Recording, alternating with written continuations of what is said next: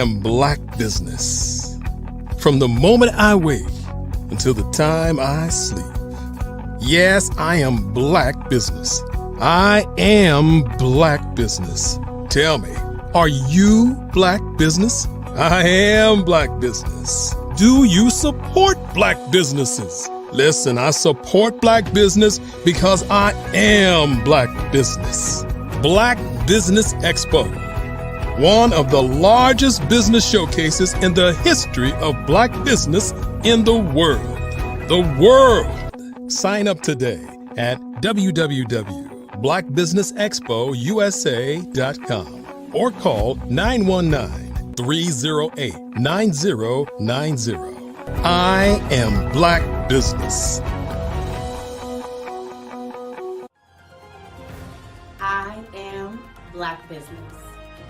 From the moment I wake until the time I sleep, I am Black business.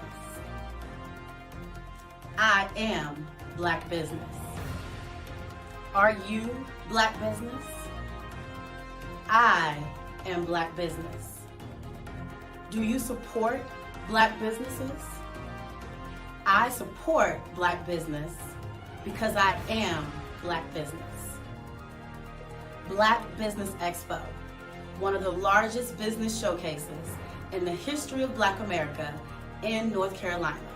Sign up today at www.blackbusinessexpousa.com or call 919-380-9090. I am Black business. I am Black business. From the moment I wake until the time I sleep, I am Black business. I am Black business. Are you Black business? I am Black business. Do you support Black businesses? I support Black business because I am Black business. Black Business Expo, one of the largest business showcases in the history of Black America in North Carolina. Sign up today at www.blackbusinessexpousa.com or call 919-380-9090. I am Black business. I am Black business. From the moment I wake until the time I sleep, I am Black business. I am Black business. Are you Black business? I am Black business. Do you support Black businesses? I support Black business because I am Black business. Black Business Expo, one of the largest business showcases in the history of Black America in North Carolina. Sign up today. How many times have you been asked to help someone you didn't even know, a student, a business entrepreneur, or did you ever even ask, where did they end up? That business, that friend, that entrepreneur. Well, just maybe they ended up in a gang, bankrupt, homeless, or worse, dead. Maybe they turned to crime, drugs, and alcohol. Did you ever wonder? Did you destroy their dream, or was your life always so easy? At the Black Business Olympics, we started a movement to help students complete. Give them hope and foster success. Help them to leave their dreams of providing laptops, computers, and up to $5,000 in scholarship funds. Today, we ask you to help a student, a business owner, or an entrepreneur to realize their dreams by sponsoring them, supporting them, and buying from them. Consider this. With $1.6 trillion in our Black community, we only ask for a small donation for our students, our businesses, And you can change a life today. So I ask you, what are you going to do? Sit on the sideline and watch our students in high school be losers, miss out on their dreams from lack of resources? Or are you going to donate to the movement and change their future and yours as well? Give us a call today at 919-308-9090. Change their life by investing with action to the Black Business Olympic Fund. The Black Business Olympics, one of the largest business showcases of Black business in the history of the world.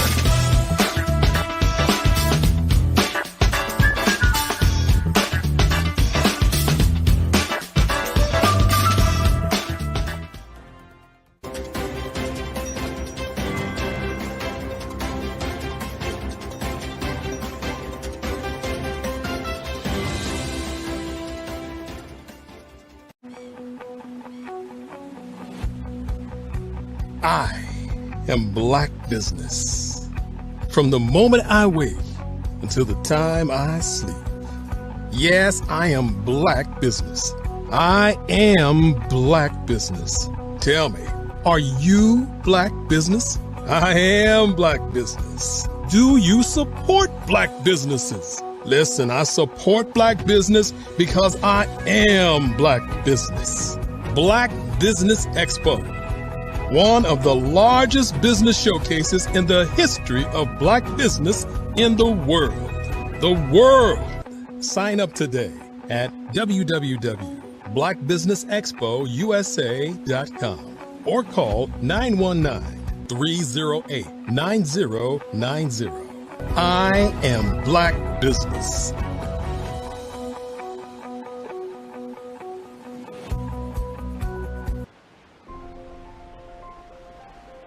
What if you could build your own city?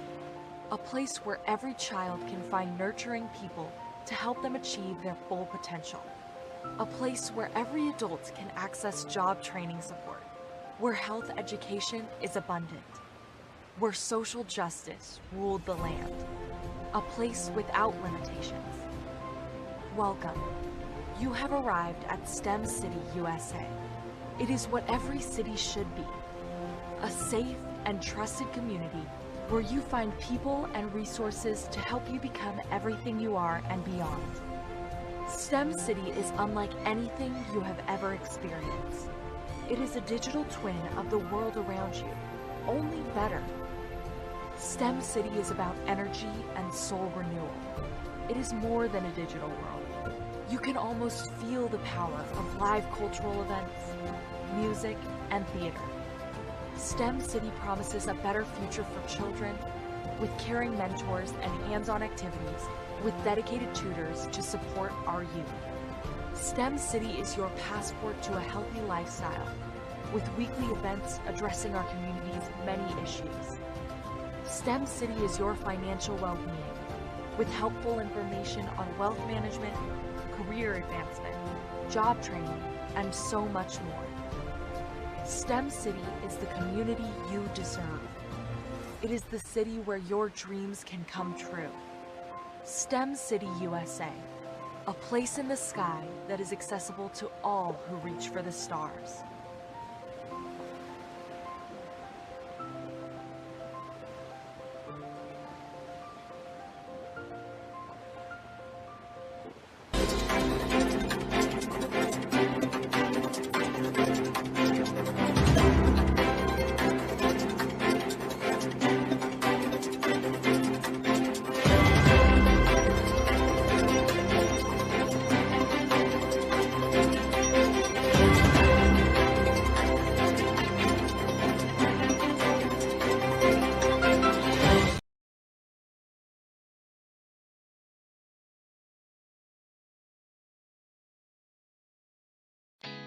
Did you?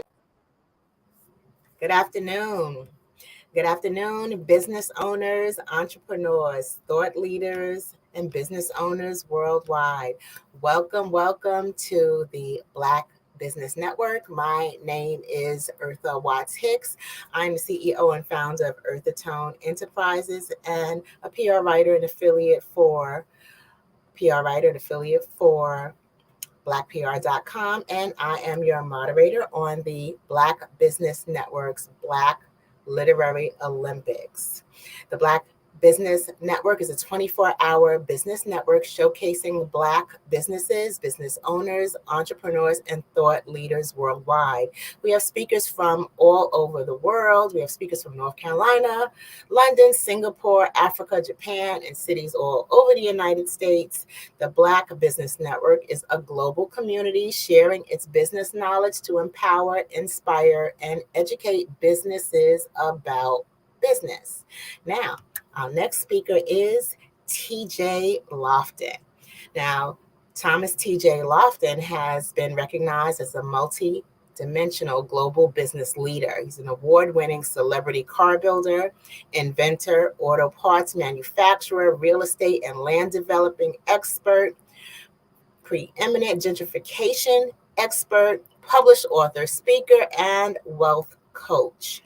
He's the author of Monetizing Gentrification, Building Black Ownership, which is a 193-page manual that serves as a blueprint, sold exclusively on his website, www.tjlofton.com. I present to you TJ Lofton. Welcome, TJ. Greetings. How are you? I'm good. I'm good. Glad to see you and glad for you to join us here. And I would love for you to tell us more about your background, especially the lowriders, which I find really, really fascinating. Okay, well, thank you all for doing what you're doing. I appreciate this. We need this. Really, really need it. Powerful. My background, I grew up in Compton, California. I started restoring cars at a very young age in my mom's backyard. That was kind of like the culture. We all had trades. They had a lot of cars, restorations going on in Compton since nobody really had money. You know? So I pathwayed into Compton, started doing having a lot of rappers. We decided to put those lowriders into the rap videos. And that just catapulted us off into the stratosphere. I started doing international business. I've shipped cars all around the world. Wherever rappers went, I shipped lowriders there most likely. Japan, Germany, Australia, New Zealand, and all of this was in the early 90s.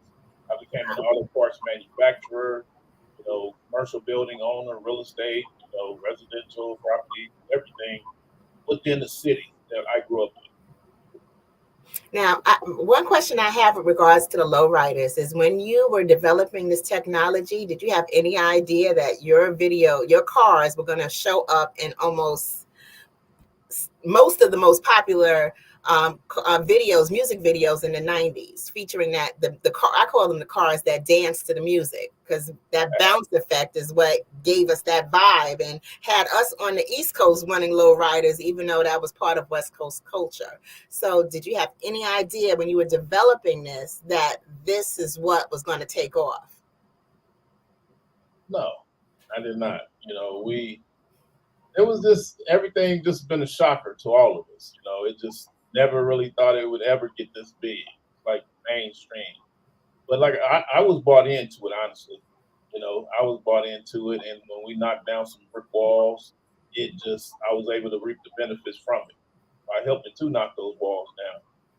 Yeah, I did not see this coming. No, we all talk about it. We never saw this getting this big because it was just a hobby when I was a kid. Wow. Whew. Now, can you please tell us more about the Compton School District? Okay, well, in Compton, we got a lot of very famous and successful people, and it was to the point where we're like, how come we're doing great, but the schools are still suffering, and a lot of people are suffering. So we came together. I'm being the car builder, the record label owners, just different people from Compton that was wealthy and successful who made it. We all came together and came up with an organization, and I became a part of it under Jackie Sandelin. And we were able to get trades back in my school, Centennial High School. So they I wanted to put the automotive classes back in there and pump them up, get them, update them to 2024, to where the kids can do what I'm doing instead of, I didn't want them in there just learning how to change the alternator and the starter. I wanted them to learn how to restore classic cars like I do, or work on brand new cars, from everything. I can work on everything from a 57 Chevy Bel Air to a Lamborghini.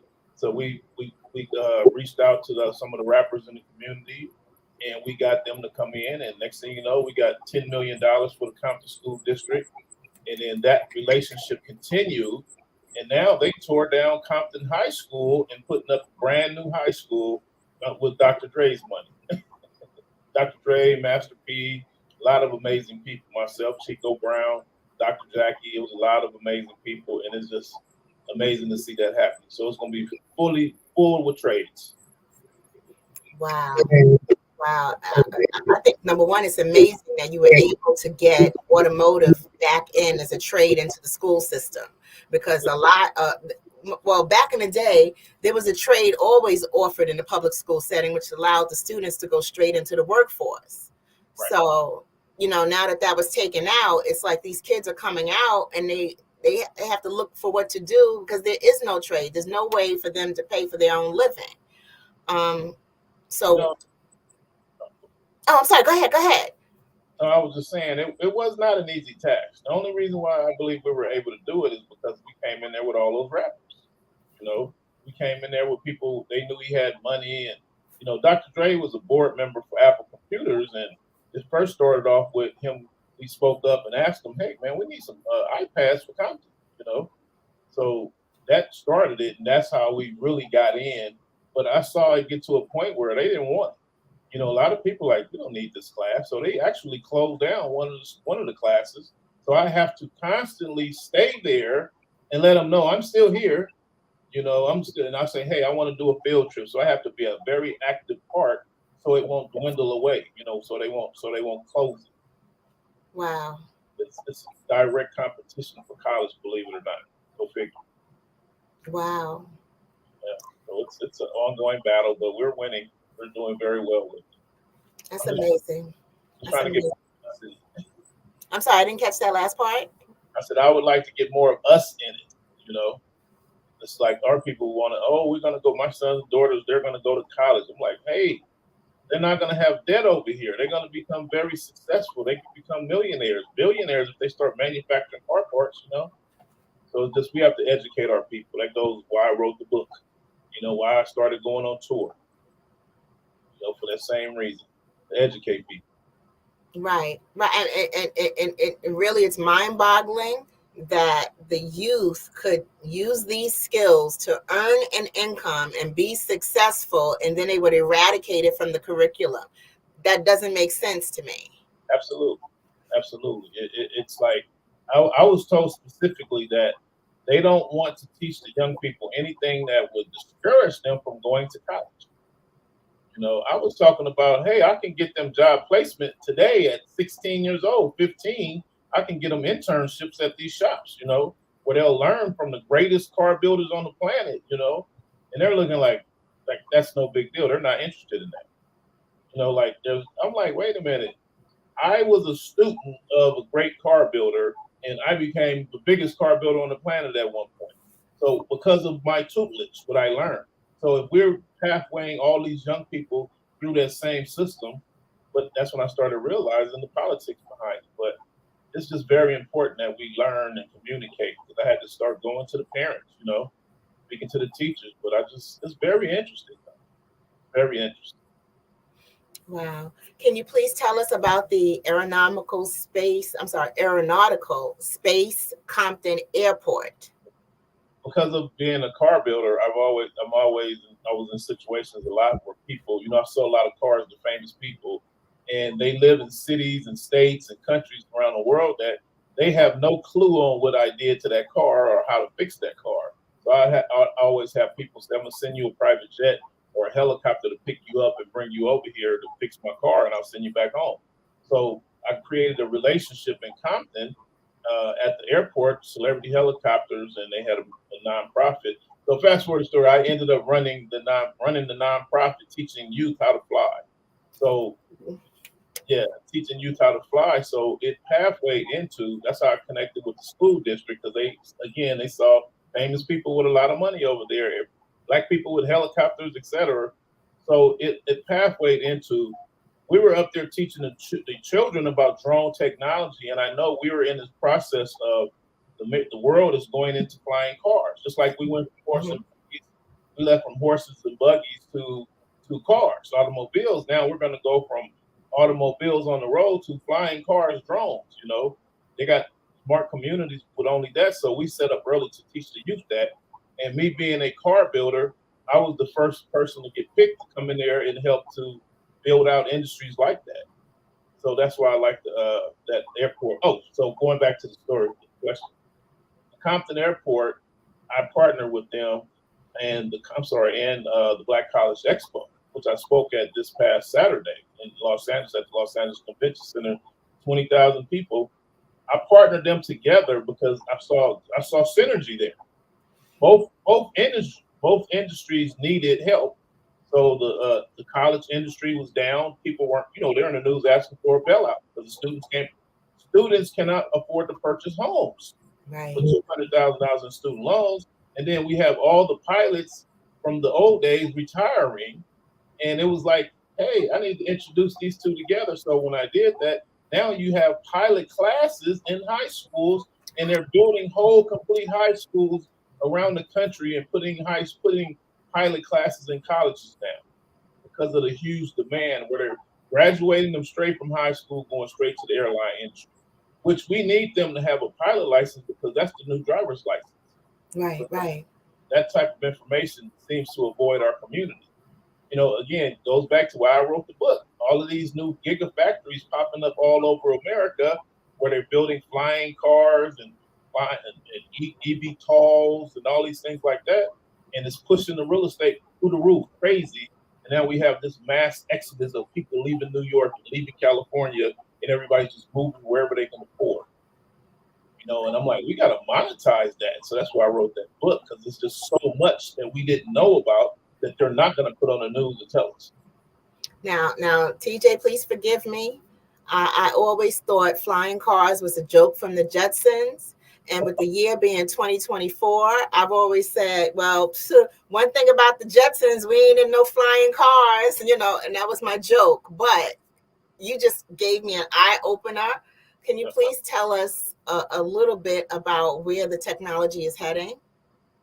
Well, we have a lot of companies, a lot of people, top executives that work at different motor corporations around the world, quitting their jobs to go partner up with other people and start brand new flying car flying car companies. Because we have smart cities popping up, like in California in the Mojave Desert. You can look up one of the Walmart executives put $400 billion to the side, and he's building a smart city just like the Jetsons. So they will have no cars there. And the poor people, the rich will be flying, and the poor people will be on the ground. Wow. So, yeah, bringing them in by train. So we're in a situation where you're going to have people say, I work in New York, but I live in Atlanta. I catch the train or the plane to work every day. Wow. Now, that's enough for me to chew on for later, but please tell me about monetizing gentrification. But before you go into that, tell me how you entered into the real estate space. Was it by choice or by happenstance? It really was by happenstance. It was my mom. She saw me working on these cars. It didn't have a college degree attached to it, so she didn't like it. So she kept saying, you need to go get a degree, or so I want you to get a real job. So, I'm like, okay, I'm not going to go get a job or go to college, but I will go buy some real estate and rent out some houses so that I can kind of match my car income just in case this dream world I'm living in, she said, 35 years ago disappears, She didn't see that withstanding the test of time, kind of like rap, that was just a fad that's going to play out. People aren't going to want to drive cars So that's how it started. I was like, okay, now when she says, did you get a job? Did you go to school? Did you get a better job? What are you doing now? Oh, Mom, I bought some apartment buildings. I got them rented out. I got about $50,000 a year coming in rent money. So I'll be okay. But it also it played a part by me working on so many famous people's cars. It seemed like every time the landlord would come into the to my shop to collect the rent or just pop in, he'd see somebody. He's like, "Is that toothpick?" And next thing you know, my rent goes up. So I was like, people complained about us being successful, so they just always leveraged the real estate. They weaponized the real estate against us. So I said we could stop that by having ownership.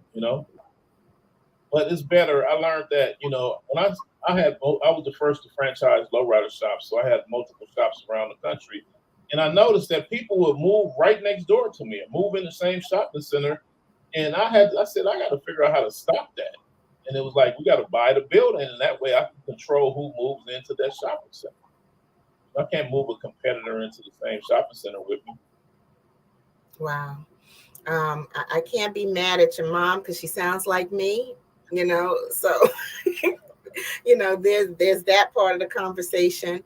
One thing I love about what you do is that you'll go as far as breaking ground yourself in the whole process, and I love that you share that information in a how-to manual for those who are interested in land development and real estate. So please, please, please tell us a little bit about monetizing gentrification and why it's important for us to understand why this is something that we should look at as an option for ourselves. Well, because of what's going on with all this new technology, all this AI, all these things, all this manufacturing that's going on in America, it's pushing the cost of real estate up, creating mass amounts of homelessness. Well, I understood that back in the days because I saw when I moved, when I opened my second location in Palmdale, California, I went from Gardena to Palmdale personally. A lot of my vendors followed me. And I'm talking about, I found out just how powerful I was as a businessman because these people followed me. So when they followed me, they would all call me and say, TJ, can you hook me up so I can get some apartment buildings like you? Can you hook me up with a realtor so I can buy a house? So we went to this small city called Palmdale and bought a lot of houses. And this whole city, Boeing aircraft had just moved away. And all of a sudden, when we came, so the real estate tanked. But when we came, we started buying up these houses because they were like $15,000, $30,000 turnkey, $15,000 fixer upper, nice apartment or something. But I saw how we changed real estate. So now I'm thinking about my little small business, versus Elon Musk. When I saw Elon Musk moved into Parktown, California, I understood what was about to happen. I knew this is going to be trouble for this community because he pays his people $400,000 or $500,000. Again, rocket science, So he moved Tesla, Solar City, SpaceX, all into the middle of a black neighborhood where the homes were like $150,000. Now those homes are like $1 million and up, So it's like I knew that, so I wanted to write about it to prepare us to what was coming, because so many people don't understand. People understand real estate, but they don't understand from a bigger brand perspective. So I wanted to give them my perspective of like, this is what you guys got to look for, because this is what happened to me. This is what the effects of me moving to Palmdale was.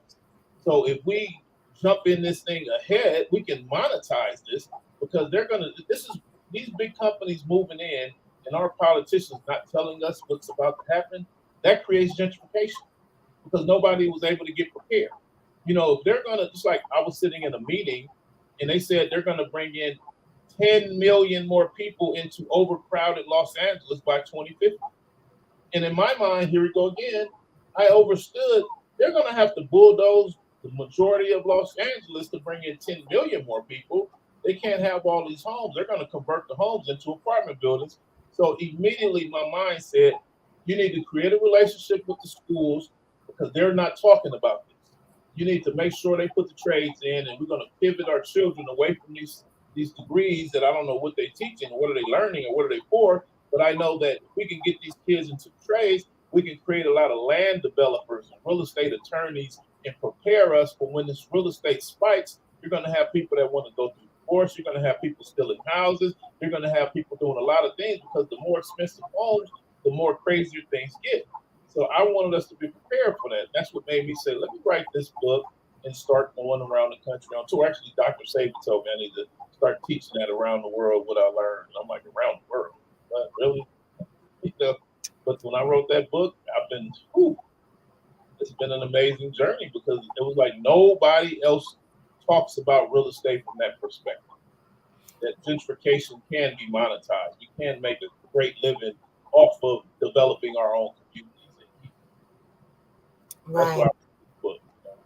Well, I mean, I think it's amazing that you've written and published this book to teach our community about being proactive as opposed to reactionary. I know, and just looking at the areas in New York where I know growing up, South Bronx, the city was just, smoke and abandoned buildings and rubble. We dealt with the communities being destroyed by supers and building owners who didn't want to do repairs, so they'd rather burn the building down. And there were a lot of burnt down, abandoned buildings, and nobody cared that we were living in and amongst this mess. And then they were selling these homes when they were only selling these homes for $5,000, $10,000. But who could afford $5,000 and $10,000 when food stamps was an option? So understanding that one, what number seems like a big number when it's in front of you is not a big number when it's behind you. How can those of us who've never purchased a piece of property, how can we get into this to start somewhere? Well, I have some classes on my website at tjlofton.com, tjloftin.com, and I also do personal coaching, consultation, advisory. I'm consulting to help people to learn how to pivot. So I listen to the language that's being talked about in our communities, and I realize they're trying to make sure people don't get real estate. So that's what made me say I have to start teaching. So I started. That's why I wrote the book. I created classes. We have to start taking these classes. Just go to my YouTube page, my Facebook and Instagrams, my TikToks, and start learning and listening to the language, so that you guys can know, at least understand the differences between what is TJ talking about and what is my cousin, the real estate agent, talking about. What is the news talking about? It's night and day difference. Yes, I have online courses in the book. Okay, so let me take a quick break, or not even a break, a pause. Please let us know where we can connect with you on social media, on your website, and the name of your book again. Okay, you can find me at Instagram, TikTok, Facebook, YouTube. Please go on there. Everything's Thomas TJ Lofton. Thomas TJ Lofton, Loftin. That's where all my social media is. And you can go to my website at tjlofton.com or thomastjlofton.com. And that's where you'll find me at. Okay, now understanding your book is Understanding Gentrification. I understand and I understand that you don't just know about real estate. Is there another book or area that you're going to focus on, or another topic that you would like to explore in a book? Well, I talked a little bit about my real estate my automotive background, because I wanted people to know that, like, for example, people think these guys driving around in this 63 Chevy Impala, he's wasting all this money. That's a silly purchase. It's just male ego or whatever. But people don't understand that's a business. That is a very lucrative business. When I started restoring those cars, we were paying $300 for a car that needs to be restored, selling them for $30,000. Now we're paying like almost $100,000 for some of those cars and restoring them, and they're going for $300,000 to $500,000. So I wanted people to know that anybody who knows how to work on their cars are very, very, very. They're like a high 6 and 7 figure a year earners. No student loans at all. If you know how to weld, if you know how to paint, if you know how to do auto body, you are highly sought after. Because when I was in the business, and I came out in 2009, I've been doing this since 91. And when I tell you I was paying $1,200 when I got out, decided to start my own paint shop, now they're getting $40,000 to paint a car. So our painters are like brain surgeons, you know. Can you imagine you getting $40,000 to paint a car and you got a 2 to 5 year waiting list? You got people prepaid and you got enough cars on your property for the next 10 years worth of work. You know, so these people are very lucrative, very successful, and I'm trying to bring more of us in that. So that's another topic that I'll be talking a lot about in my book and on my website, you know, with the courses that I'm producing. Oh, another thing is people think that cars depreciate. Not all cars depreciate. If you go to the car lot and buy a 2004 brand new Bentley, for example, for $250,000, in 10 years that car will be sitting in the auction for $50,000.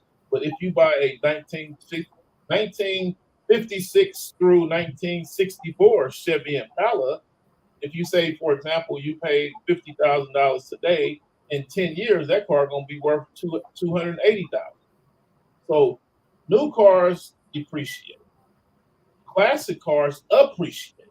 And that's what we don't hear about, meaning that the value goes up. So like 57 Chevys, I used to sell those things for 90,000, 130,000.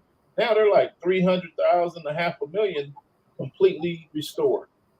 Wow. You know, and people just don't understand how that works. This is like I was at the Black College Expo this weekend, and I was sitting there with the banker on a panel discussion, and they was talking about it's only this. You can only do this. This is the only way. And then I told the lady, I said, that's not true. I said, because I walked into the bank with a pink slip to one of my cars and walked out of there with $200,000. And the lady just dropped. She just said, oh, yeah. Like, I forgot about that. You know, I'm like, we can't keep talking about things that are not true. You can't put us in the box and say, this is the only thing you can do.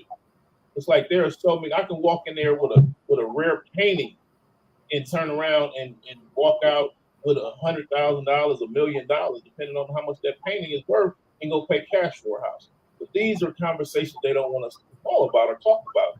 So this is why I started teaching these classes, because I realized a lot of people ain't never made it to that level where they had a $500,000 car, classic car, that they were not trying to sell, you know, or have a very expensive painting, you know, that they are not trying to sell, but they can go borrow money against it, just like you can borrow money against the home, you know, or you can do a cash for keys. We say people do those title loans for the new cars. Well, it works the same way with an older car. You just get way more money.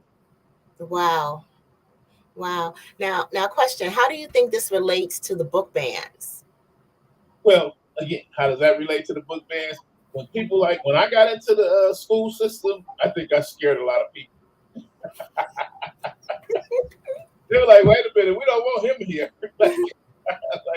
Because it's like when I bring real information. I'm not with we got to get good credit, got to go to college. No offense, college people, but I'm against the grain. I always go against the grain. They call me a disruptor.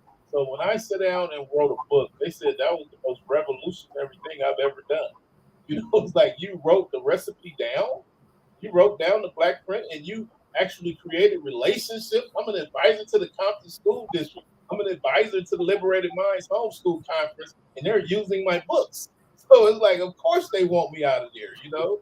When you look at people that are speaking and traveling, we have a lot of people speaking about real estate in our community that's never owned any real estate. But he knows he has a kick-butt class on his website. He's got 1,000 followers, but he ain't never owned a house. And you got people teaching business classes that have never had a business before, you know? But so you can look them up and say, oh, he's a fraud, he's no good. But if you look me up, you go back 30, 40 years, you're going to be like, oh, wow, let's bury that, close that, hide that information, you know? Because I show you true entrepreneurship. So they didn't want my book in the schools. You know, they gave me a hard time. I've been all over LAUSD, like, you know, a lot of places, they be like, no, we're good. You know, but then they'll bring in some other books. We have an entrepreneur book guy coming in. He's talking about credit.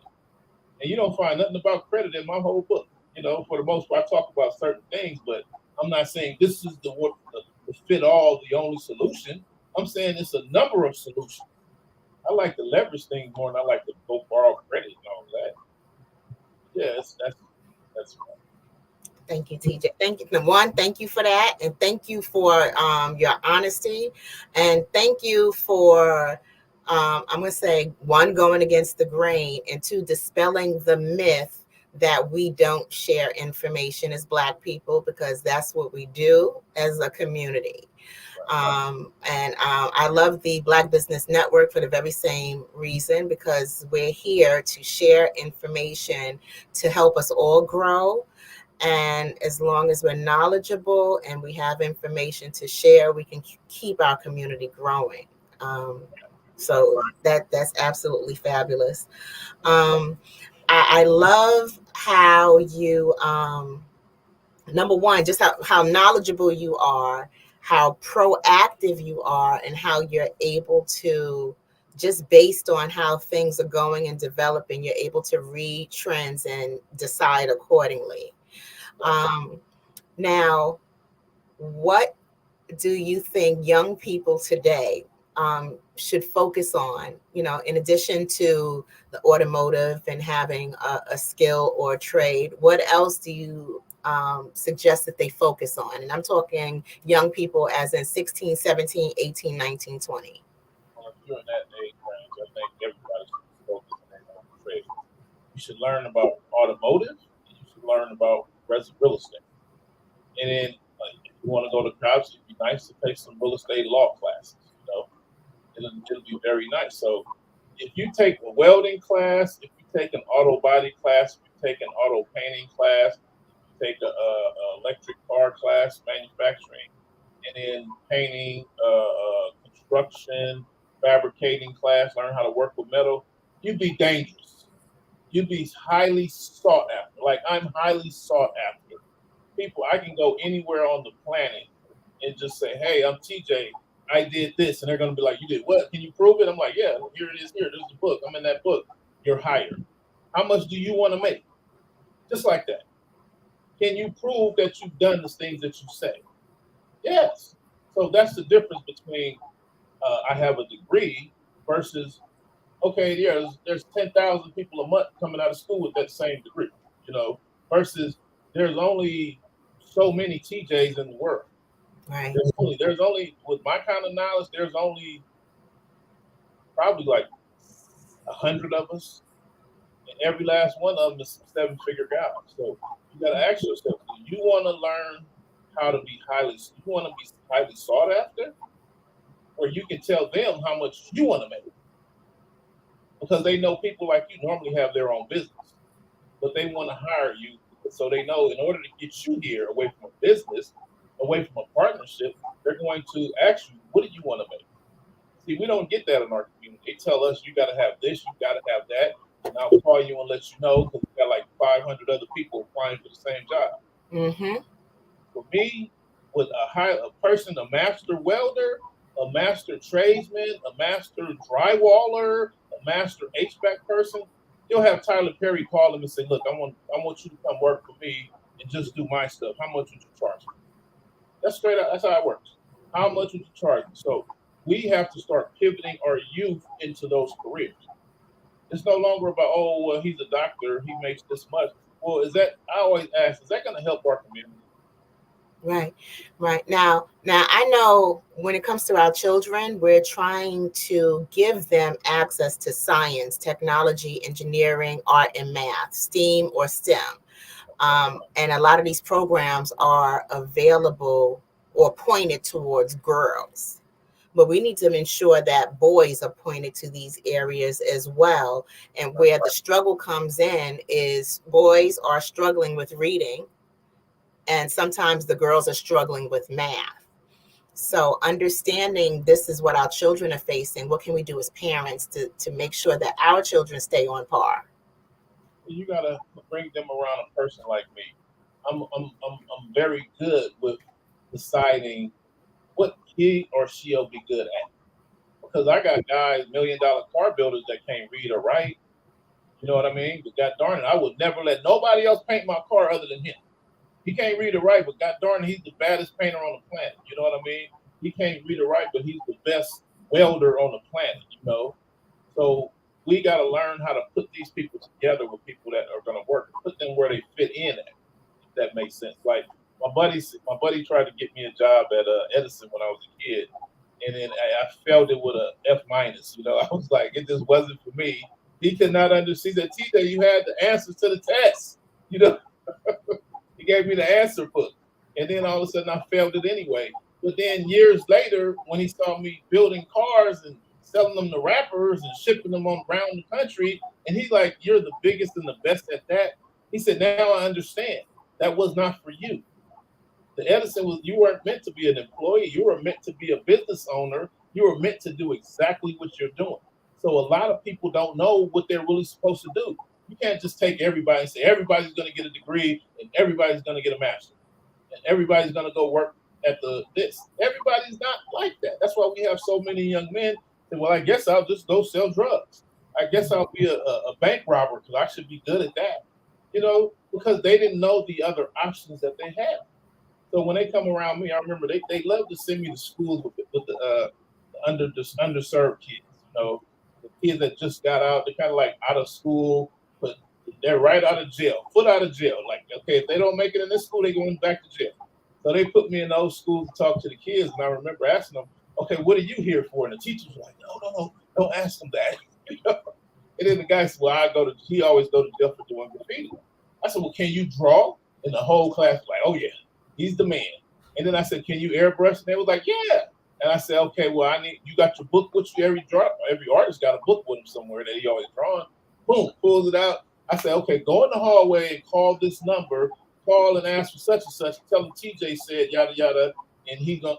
Next thing you know, the dude's like, "What time can you come?" You know what I'm saying? You can start today.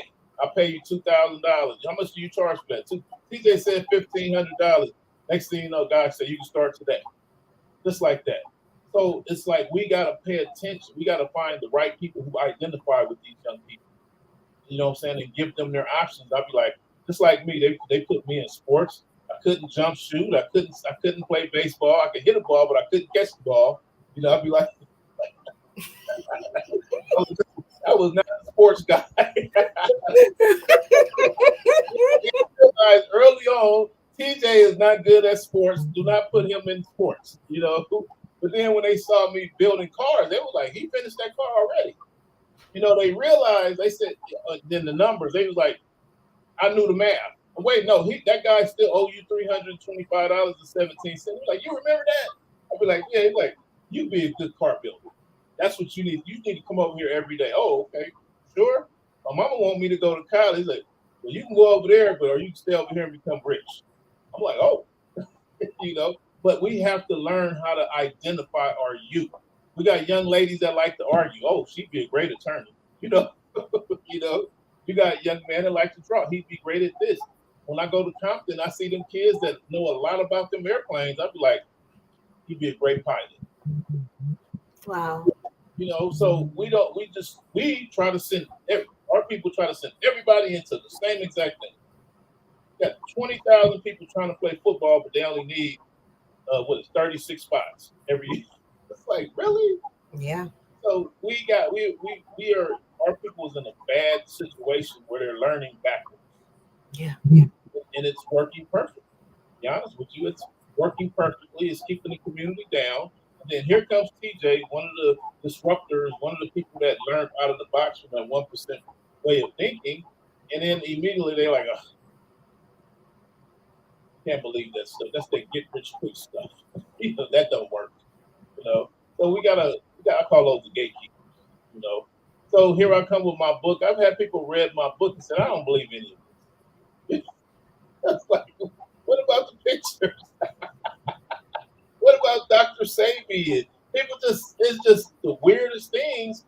And I realized some people are here to block. And that's why they say we got to put this ban on these books coming into these schools, because there's too many people like me that's saying, hey, we got to do something. We got to help. We got to write. You need to write a book. Man, so many people tell me, you need to write a book. You need to write a book. Because I was doing a lot of consulting. I'm running around at the Compton School District doing field trips. We got rappers donate money to the schools, and we doing a lot of things ain't nobody ever done. They like, that stuff is never going to make it to the news. You need to be we got to tell our own stories. That's why I appreciate this platform allowing the space, you know. So it's like that's when I started. Let me write the book. Let me sit down and work on these online classes. Let me download some of this information so that people do not have to go out here and try to recreate the wheel.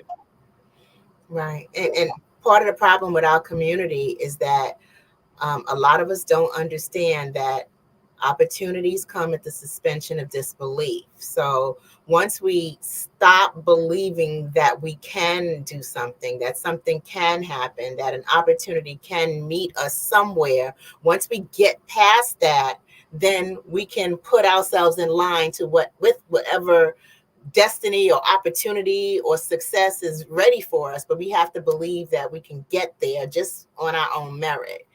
And I know my generation, Generation X, we were told you can't do this because you're Black. You can't do that because you're Black. Black people don't do this. Black people don't do that. Be a nurse, be a teacher, be a secretary. You know, we were told what we could do, what we couldn't do. And when we studied something else, we were blocked from opportunities because, and I always say, because we had names that put us out there that let those who looked at our resume know we were Black. Right. You know, I always pay attention to opportunities. And I know that when they said we got to tell our own story, and people like me started writing books, we started doing these curriculums, we started speaking. And the next thing you know, I saw the government got scared. And that's where the ban on Black books came from. No Black books in the schools. That's where the ban on TikTok, trying to get rid of TikTok, came from, because people like me are on TikTok. You know what I mean? And we're telling our story. That was like better than the news. You know, that's like better than watching YouTube.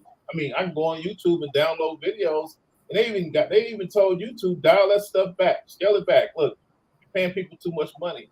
But it's important for young Black men and women to find out about a TJ, a Gary May, a Terry Carter, a Homer Walters, and Docs and Dr. Sabies, because America's never going to tell you these stories. You know, that's empowering. When I walk into a school, I remember my first time I went into a school and the teacher told me, she said, "You're the first Black business owner that came in here." She said, "Normally we get white cops, white firefighters, white. They never see a Black man that looks like them that says, wow, I can be just like him. He grew up in Compton just like me." You know, we were told we were never going to make it. So it's important that they see us in person. They hear our stories. They get to read about us. And that's why the schools said, we got to get rid of these Black books. Because it took me a while. It took me a while before somebody finally told me, this is what you got to do to get your books in the school. This is what you got to do. Now I'm finally getting it done. And all of a sudden, we're going to ban them. I'm like, wait, I knew it. I knew it. They seen it coming. They said, TJ's coming in here. My book was growing so fast, the homeschoolers just grabbed it. They got it. And I'm a best-selling author, and I'm getting so many speaking engagements because they're like, you're the only one talking like this. And I said, see, we got a lot of living legends still. You know, I looked at the school system. I said, they're talking about so many people that are no longer with us. The difference between a person that's not with us, Martin Luther King or Malcolm X, versus the TJ Lofton, you can call TJ Lofton and have him come to the school and be a keynote speaker and sit down and answer 8,000 questions all week long. You know what I mean? And find out, what should we do? And that's what they don't want. You know, that's why they say ban all the books. You know, and that's dangerous. But it's brilliant at the same time. You know, where we are, where they are, make them stay in debt, make them only follow this path to what they consider success. You know, success. I'm gonna stop talking about college. I mean, I just never seen so many people. It's not even about what is this going to produce for me anymore. It's about, well, my mom got that same piece of paper on the wall at home, so I'm gonna get one too. And that's what it's all about. It's not about, is this something that's going to allow you to purchase $1 million home? Is this something that's going to allow you to purchase that new truck, that $100,000 Escalade? Because everything's gone up. Right. Are you going to be able to live in America in the next 5 years? Is this doctorate going to help you get that? We have to ask ourselves that. If not, we need to figure out what is. And what is entrepreneurship. And what we got to remember is 90% of Black-owned businesses are in the middle of a Black neighborhood. Right. So we create our own jobs.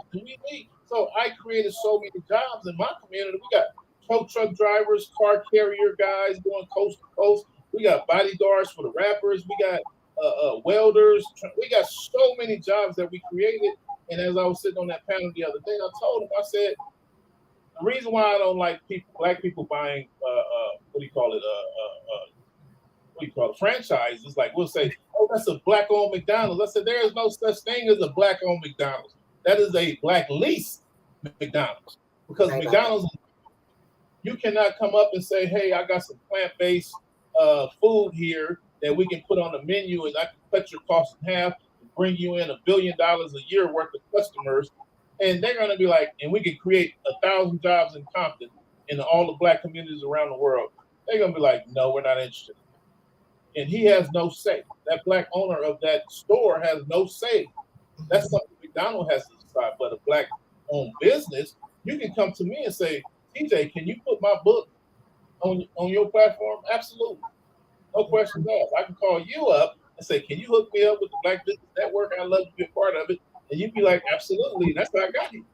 So when we have Black businesses, we get referrals. We get opened up to exposure. I have my friend tell me, my friend said at their restaurant, they said they have a store. Now, TJ, we winding down. So I'm going to try to talk you like off stage and try to talk you into coming back. That's number one. Number two, please remind us how we can connect with you on your website, on your social. My website is tjlofton.com short. Everything else is Thomas T.J. Lofton. Loftin. Thomas T.J. Lofton. Facebook, Instagram, TikTok, YouTube. Please go to my YouTube and subscribe and follow me, y'all. And please share my stuff because I'm experiencing the shadow banning type of deal. You know, good information coming out. They're like, knock some of them numbers down again. Thank you, TJ. Thank you so much for joining us. Genius is coming, and I'll see you on the other side. All right. I appreciate y'all. Thank you. Oh, okay. Now, the Black Business Expo's mission is to raise funds for high school seniors going to college or K through 12 entrepreneurs. This expo is a fundraiser for students. So you may go to www.blackbusinessexpousa to donate to the scholarship fund or use the Cash App on the screen at the QR code, or you can go to Cash App at $BBXUSA. Our goal is to give laptops and up to $5,000 to 10 students. Students can register online at www.blackbusinessexpo.com. Every dollar counts, so we want to remind you to donate to the scholarship fund. Now, we want to thank our Black Business Expo USA sponsors for February 2024. NC 100, Moody Capital Partners, Suede Soul, Lotus Riche Coaching and Training, Carolina, Virginia Minority Suppliers Development Council, STEP Management, BHS and Associates, Margie McLean Foundation Incorporated, Genius is Common, Earth Essentials, Mullane Shanae Global, Executive Women's Success Institute, The Quality Coaching Company, Superwoman Business Services, Creative Force Studios, Lee Entertainment, Artistic App Design, Black Business Expo USA. Genius is Common, and I will see you on the other side.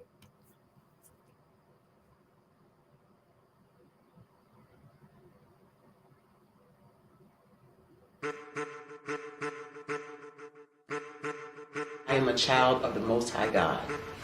He has gifted me in ways that I could not even imagine and didn't know.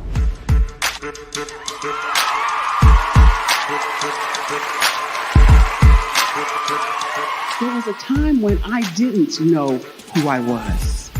I listened to other people tell me who I should be, what I should do. I listened to people telling me that I should be a boutique owner, that I should be a construction manager, that I should be a laborer. Have you ever felt like you should do something else be something else, go somewhere else, be wherever you wanted to be, and you felt like you were in a box. Anybody in the room? And you couldn't get out. Anybody in the room? And you kept trying to go and you couldn't get out. Anybody in the room? But let me tell you, you need to rock the box. Rock the box.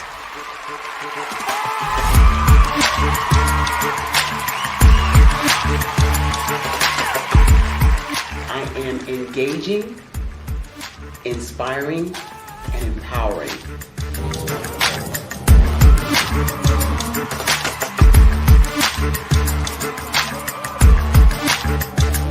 I would give you everything I know. Just by touching you, if I could, by osmosis, give you every single thing I've learned, I've gone through, I know I would.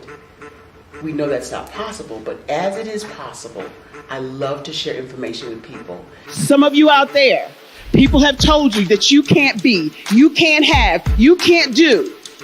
But I will tell you, like Kinston said, you can, you must, and you will.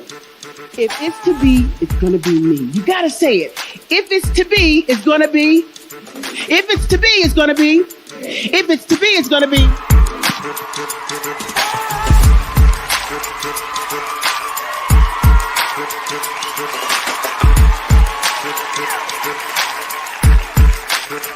Barbara is because she believed what her mama said about her and not what other people told her.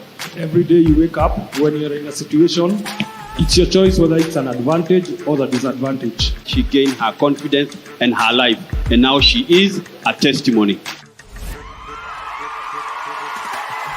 If I can help you elevate yourself, then I feel like I'm elevating my own self as well. What you know and I know together can change the world.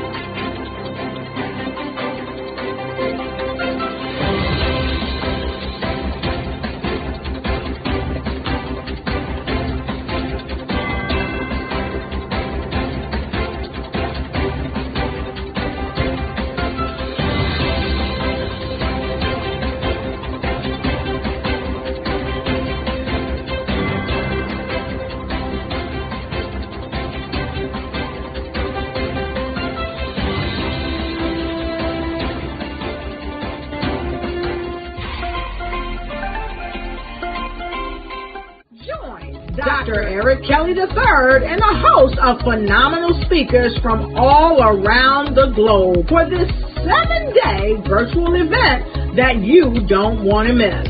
The mission of the Black Business Expo is to raise scholarship money from kids all the way from high school all the way from college. The Black Business Olympics is one of the largest Black business showcases in the world. It is an opportunity for businesses and companies to showcase their businesses globally. We are going to be giving away laptops up to $5,000 away to students.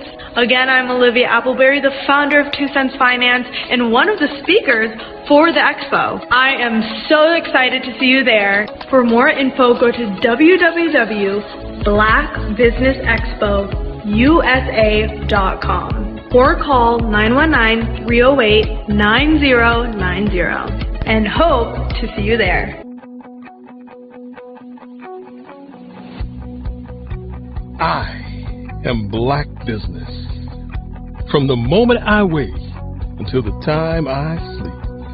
Yes, I am Black business. I am Black business. Tell me, are you Black business? I am Black business. Do you support Black businesses? Listen, I support Black business because I am Black business. Black Business Expo, one of the largest business showcases in the history of Black business in the world. The world! Sign up today at www.blackbusinessexpo.com. blackbusinessexpousa.com or call 919-308-9090. I am Black Business. I am Black Business. From the moment I wake until the time I sleep, I am Black Business. I am Black Business. Are you Black Business? I am Black Business. Do you support Black businesses? I support Black business because I am Black Business. Black Business Expo, one of the largest business showcases in the history of Black America in North Carolina. Join Dr. Eric Kelly III and a host of phenomenal speakers from all around the globe for this 7-day virtual event that you don't want to miss. The mission of the Black Business Expo is to raise scholarship money from kids all the way from high school all the way from college. The Black Business Olympics is one of the largest Black business showcases in the world. It is an opportunity for businesses and companies to showcase their businesses globally. We are going to be giving away laptops up to $5,000 away to students. Again, I'm Olivia Appleberry, the founder of 2 Cents Finance and one of the speakers for the expo. I am so excited to see you there. For more info, go to www.blackbusinessexpousa.com or call 919-308-9090 and hope to see you there. I am Black Business. From the moment I wake until the time I sleep.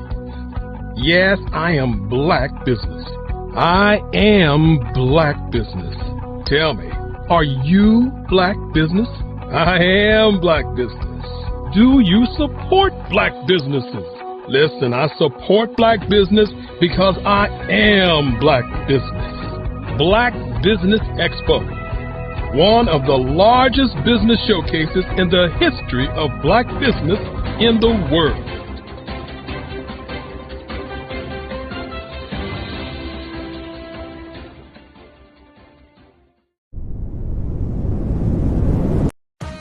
Are you an innovative entrepreneur or business owner ready to embrace the future of business transformation?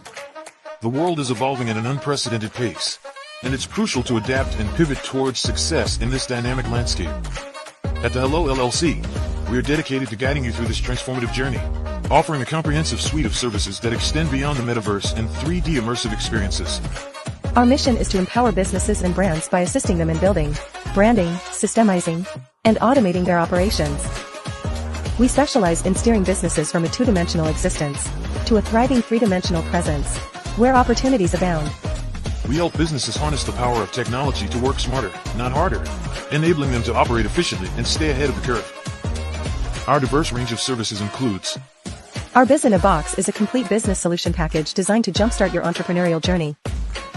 From strategic planning to digital infrastructure, we've got you covered. Your one app, one tap solution.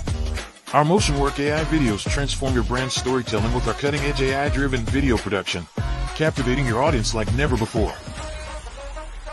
Our 3D VR environments will step you into the future of immersive experiences. With our custom 3D virtual reality environments that engage and captivate your customers. Lastly, in our Pivot membership program, we offer tailored guidance and support to either show you, teach you, or take care of the transformation process for you. According to a 2023 study by Fundera, a staggering 28% of small businesses in the United States do not have an online presence. This statistic underscores the importance of embracing digital transformation. Having a website is more than just an online presence, it's a gateway to unlocking numerous benefits, including reaching a broader audience, showcasing your products or services, generating leads and sales, establishing trust, providing customer support, and maintaining competitiveness within your industry. The Hello LLC is committed to helping you excel in all these aspects of modern business, not just limited to the metaverse alone. Why should you choose the Hello LLC to navigate this transformational journey?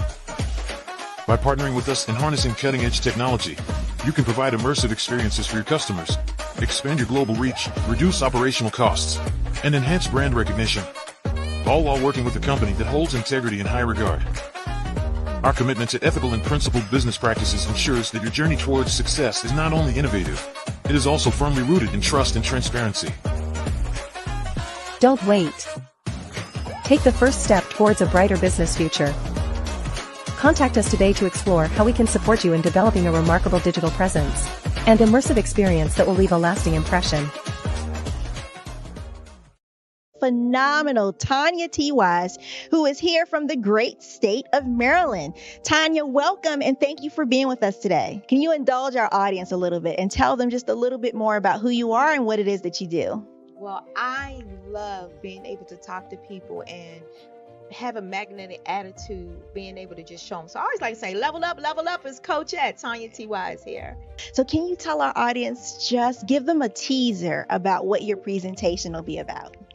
So my philosophy is that we should all be living our dream life. So tomorrow I'm going to talk about how you start living your dream life. What are some of the things that you thought about in your childhood that you just kind of let go and dormant? Wow. And I want to reignite that and just give you some pointers and some tips, some tools, some strategies to be able to start living your best life now. And guess what, Wanda? And leave an inheritance for your legacy. Oh my goodness. Okay, I know that's resonating with a lot of people. I've heard that you have a dynamic coaching program. Can you tell us a little bit more about that? Absolutely. So our coaching program help people that have the lack of time, that lack strategies, and lack the confidence to go after their dream life. So we help them implement tools, we help them implement strategies, as well as give them resources so that they can live their best life now and leave that inheritance. Wow. Oh, I love that. I love the leave the inheritance part. Listen, you are dropping some major nuggets, and I know a lot of what you're saying is resonating with a lot of people, but I think we're all curious. How did you even make this transition into the speaking and coaching arena? What's the story behind this? So I started out in finance, and I realized that a lot of people don't necessarily go after their dream life because of the lack of finances or the education behind finances. But it wasn't until I lost my firstborn, my only son, that life changed for me. And where I was going after it all, living the corporate life, hit my 6-figure income and living in my dream house with my dream man, driving my dream car. I nearly lost it all when I lost my son. And so I realized it only takes one financial catastrophe that can change your entire life. That's what made me start All New Beginnings. Because no matter what's going on in life, there's a new beginning. And because of that, we develop a program called Wise Minded. My little slogan is, don't just dream it, let's live it. If they want to connect with you or work with you, what is the best ways for them to be able to do that? Well, for my social media guru, you can connect with me on every single social media platform as Tanya T. Hey everyone, it's Grant McGaw, CEO of 5-Star BDM and host of the award-winning Follow the Brand podcast and TV series, where I help you to build a 5-star brand that people will follow. My genius is personal brand development through intelligent communication and helping you achieve your business and career goals. I am a requested speaker on digital technology and brand development issues. I want to work with you to increase the value of your current opportunities while attracting new ones. Every one of you is unique, and we all share challenges that can be addressed through smart branding. As a super connector, I work with you as an executive coach to guide you along the complicated business and career development road, providing the enhancement tools and information you need to succeed. Together, I will help you succeed in today's challenging business climate. I will evaluate and measure your progress. Best of all, I am right alongside you every step of the way. Build the brand called you. Genius is coming.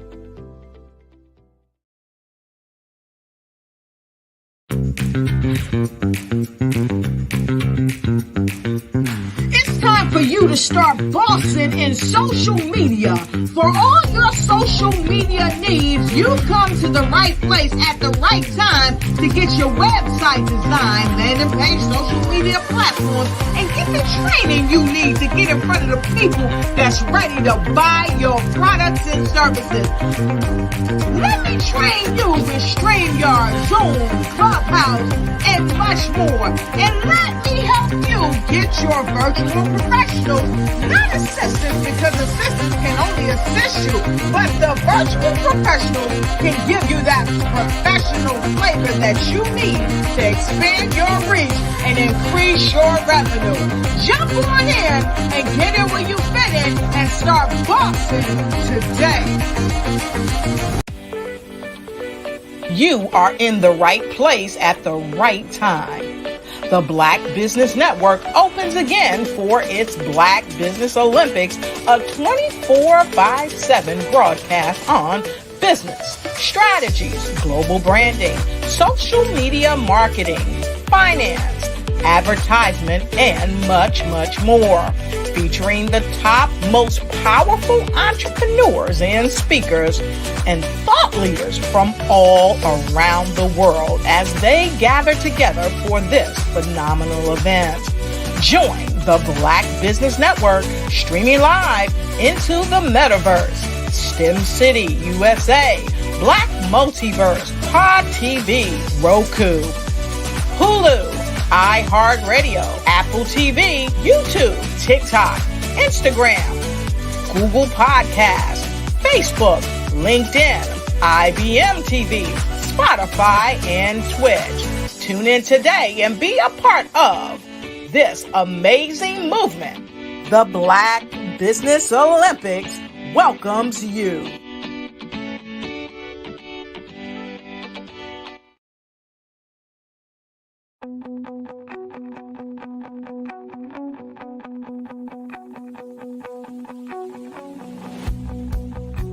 I am Black business. From the moment I wake until the time I sleep. Yes, I am Black business. I am Black business. Tell me, are you Black business? I am Black business. Do you support Black businesses? Listen, I support Black business because I am Black business. Black Business Expo, one of the largest business showcases in the history of Black business in the world. The world! Sign up today at www.blackbusinessexpousa.com or call 919-308-9090. I am Black business.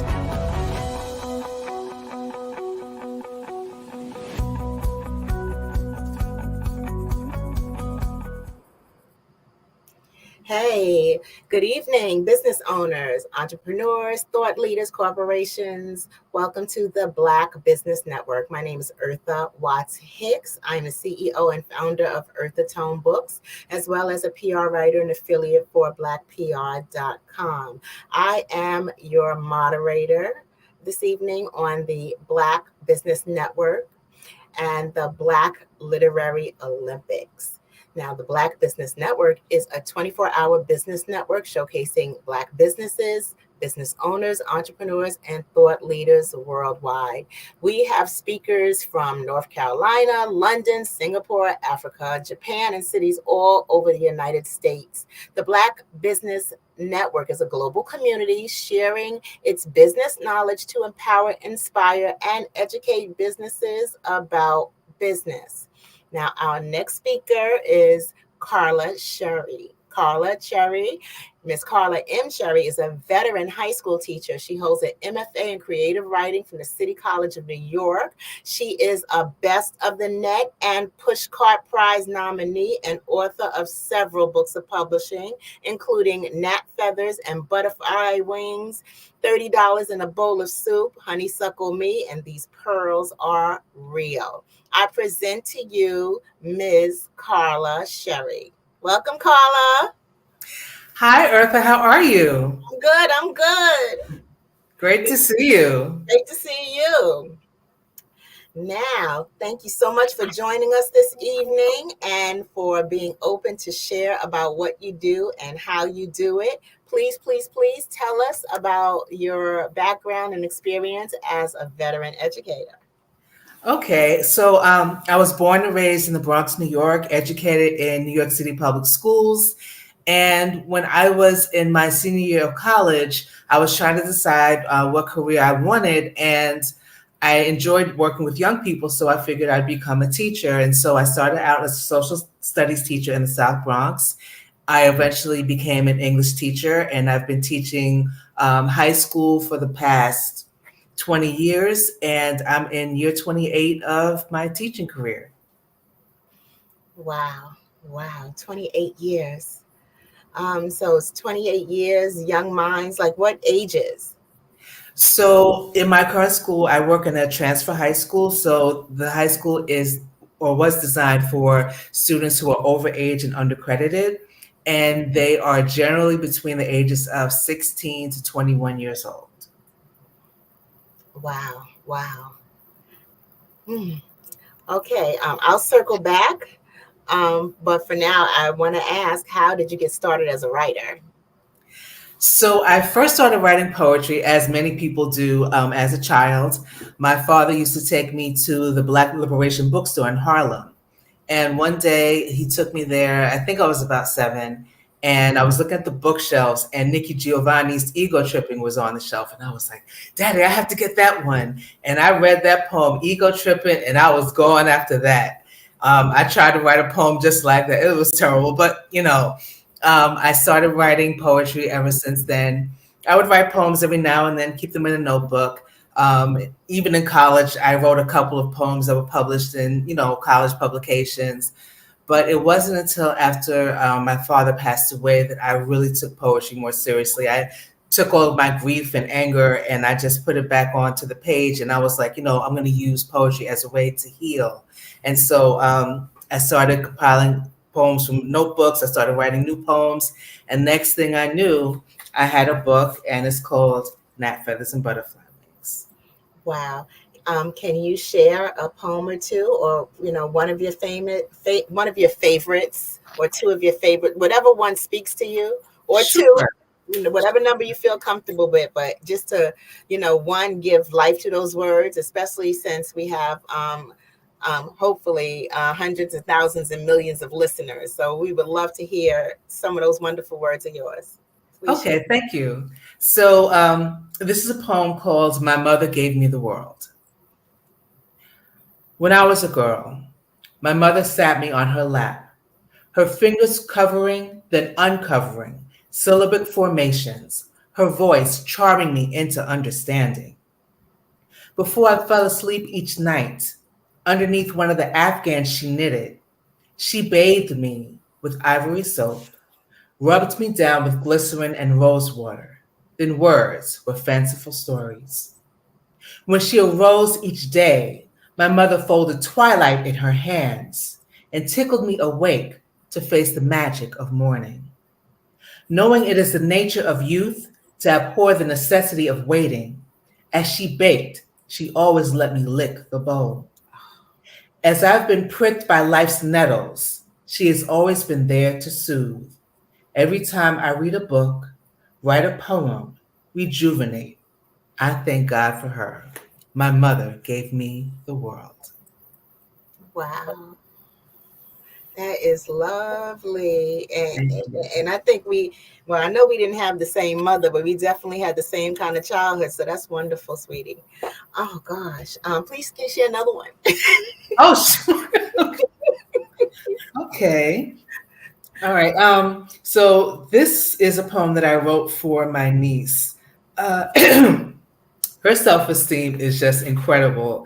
And so I was inspired to write this poem about her. So just give me 1 second so I can find it. Excuse me. Mm-hmm. Okay, I'm going to go to my table of contents. Okay. Oh,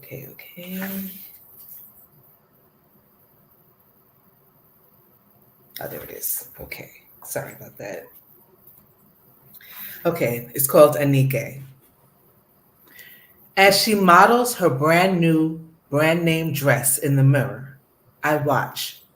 She gives her chocolate brown kinky twist a toss so her hair can fly. She spins to feel the wisp of cool air against her butterscotch skin. She smiles and calls herself the cutest girl in the world. Shielding my eyes from her sparkling aura, I shake my head and my index finger. Stop that, I say, thinking modesty is noble. But then again, as I look at my life, I'm glad my niece believes. Maybe she won't end up with her self esteem all black and blue. Oh gosh, that is so beautiful. Thank you. Thank you so much. Wow. Wow. Now, I'm going to ask, where did you learn to develop as a poet? Wow. I went to a number of places. The first one that I started with was the Frederick Douglass Creative Arts Center on the Upper West Side. Unfortunately, it's no longer open, but I used to take poetry workshops there and other writing workshops. And those teachers really challenged me to develop my imagery, especially Jacqueline Johnson. She was one of my instructors. I also took a class with Cherie Renee Thomas, who I'm sure you know is making a storm in the Afrofuturism movement. And so those were some of the instructors who really pushed me to study my craft. I also, read poems from, some of the greats like Maya Angelou and Lucille Clifton, Sonia Sanchez, Nikki Giovanni, of course, Langston Hughes. And all of that reading really helped me to hone my voice. And so I would take poetry workshops where I could at different venues. And the City College of New York, that MFA program was just fantastic. And so that's a space that really helped me to develop my poetic voice, reading different poets, sitting through workshops, having people critique my work. And so, that's where I developed my poetic voice, just reading a lot, taking workshops, and having people challenge me to challenge myself with my writing. Wow. Thank you for sharing that. I also studied at the Frederick Douglass Creative Arts Center, and I studied under Jackie and Cherie. So I think that's I think that's wonderful, and I wish we didn't lose them. And Me too. I say it that way because I was at a point where I couldn't take an MFA program or take graduate school classes because I had 2 kids in private school. So with that being the case, the Frederick Douglass Creative Arts Center was almost like a university for me. And yes, it was an opportunity when I couldn't get to a university setting. So I was grateful for it. And I'm grateful that they were able to, that stamp of approval they put on me, they was able to stamp on you and stamp on others. So absolutely, that's a blessing. And quiet as it's kept, a lot of the writers that I connected with through Frederick Douglass, I'm still connected with. Oh wow, that's beautiful. Yeah. So let's circle back to your writing style. Do you write any other genres besides poetry? And I'm gonna say this before I get into that question about other genres. I love how you embrace what you love in your poetry. I think that's just wonderful, especially in describing your niece and her confidence and just her self-love at such an early age is inspiring, and that's something that we forget.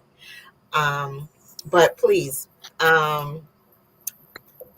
circle back to my question, which I'm just forgetting now, even after I just asked the question. But if you remember the question, please answer it. We're good. Yeah, I remember. So my writing style is very narrative. I tend to tell stories in my poetry. I probably do it to a fault. I've had people tell me that I do too much telling and I need to do more showing. I guess, like infuse more imagery, but sometimes I want to tell a story. And if that means I'm telling a story, maybe the imagery might take a back seat because I have a story to tell you. I will try to put as much imagery as I can, but sometimes I just need to get the story out. And so I would say that my style is very narrative. I'm working on, of course, developing my imagery, but I tend to tell stories. Now, in the way you tell the story within your poetry, it invokes its own sense of imagery, because just by you telling the story of just the bath, I forgot how much care and love mothers used to give to young daughters during bath time. It's the lotion, it's the lotioning of the face, it's the making sure your knees are not ashy.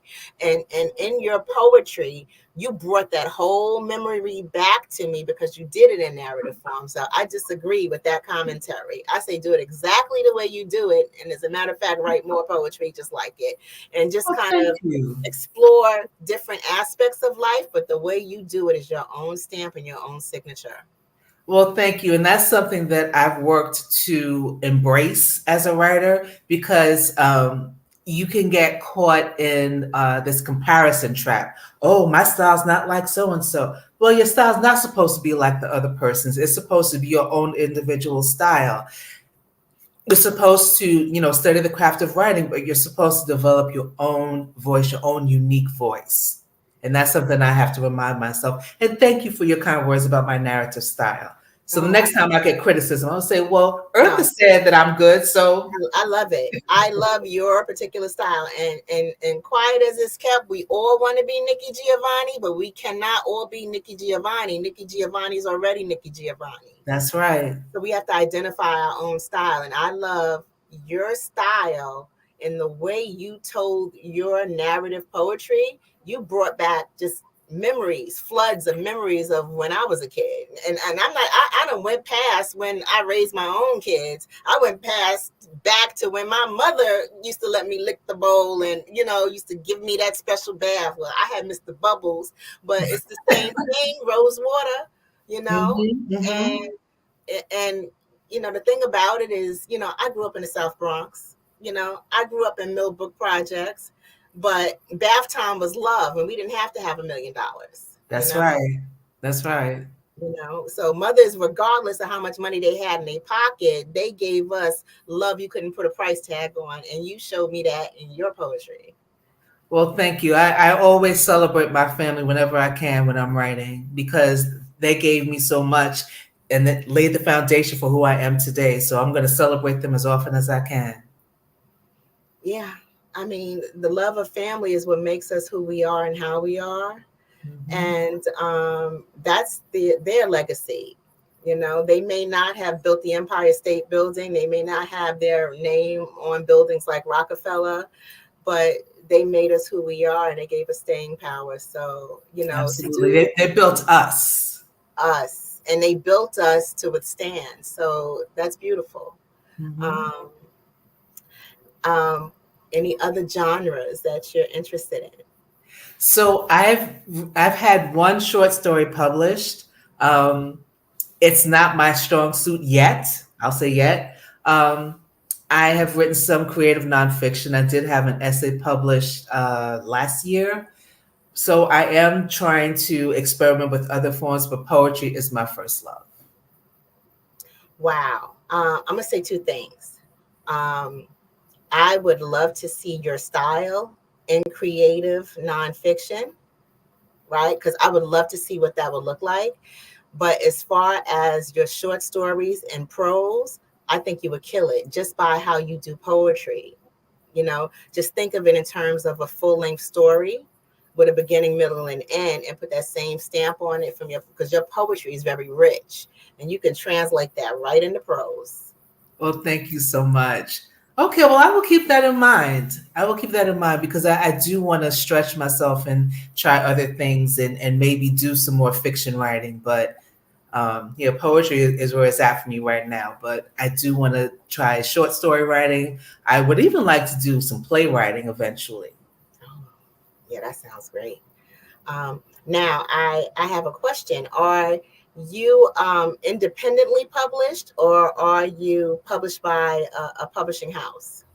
So I started out as a self-published poet. I self-published my first 4 books of poetry through Wasteland Press, which, you know, publishes self-published authors. And I was very happy with Wasteland Press. But during the pandemic, I was directed to his website called Poetics U, and it was run by Anthony Langhorne and Dara Kalima and several other poets. They did online poetry workshops. And at some point, Tony announced that he was starting his own publishing house, and it's called 2i Publishing.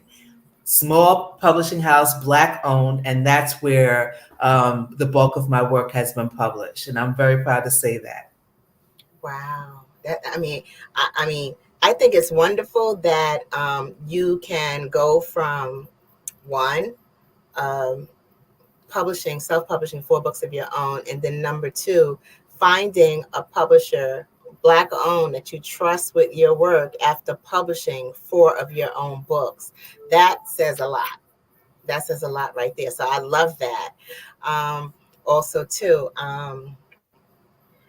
if you would like to share a little bit about the process. Well, no, first of all, there's 2 different processes here. There's a process of how you process your poetry and creating the art, what your process is in the creative process. And then there's also the process of what your experience was in publishing. If you could share both, I would love that. Okay. Well, something that I always advise people when they do ask me about how I got started, start with getting individual poems published in lit magazines. That's the first place to start, because you get a sense of which of your poems is ready for the world. By how can I say this?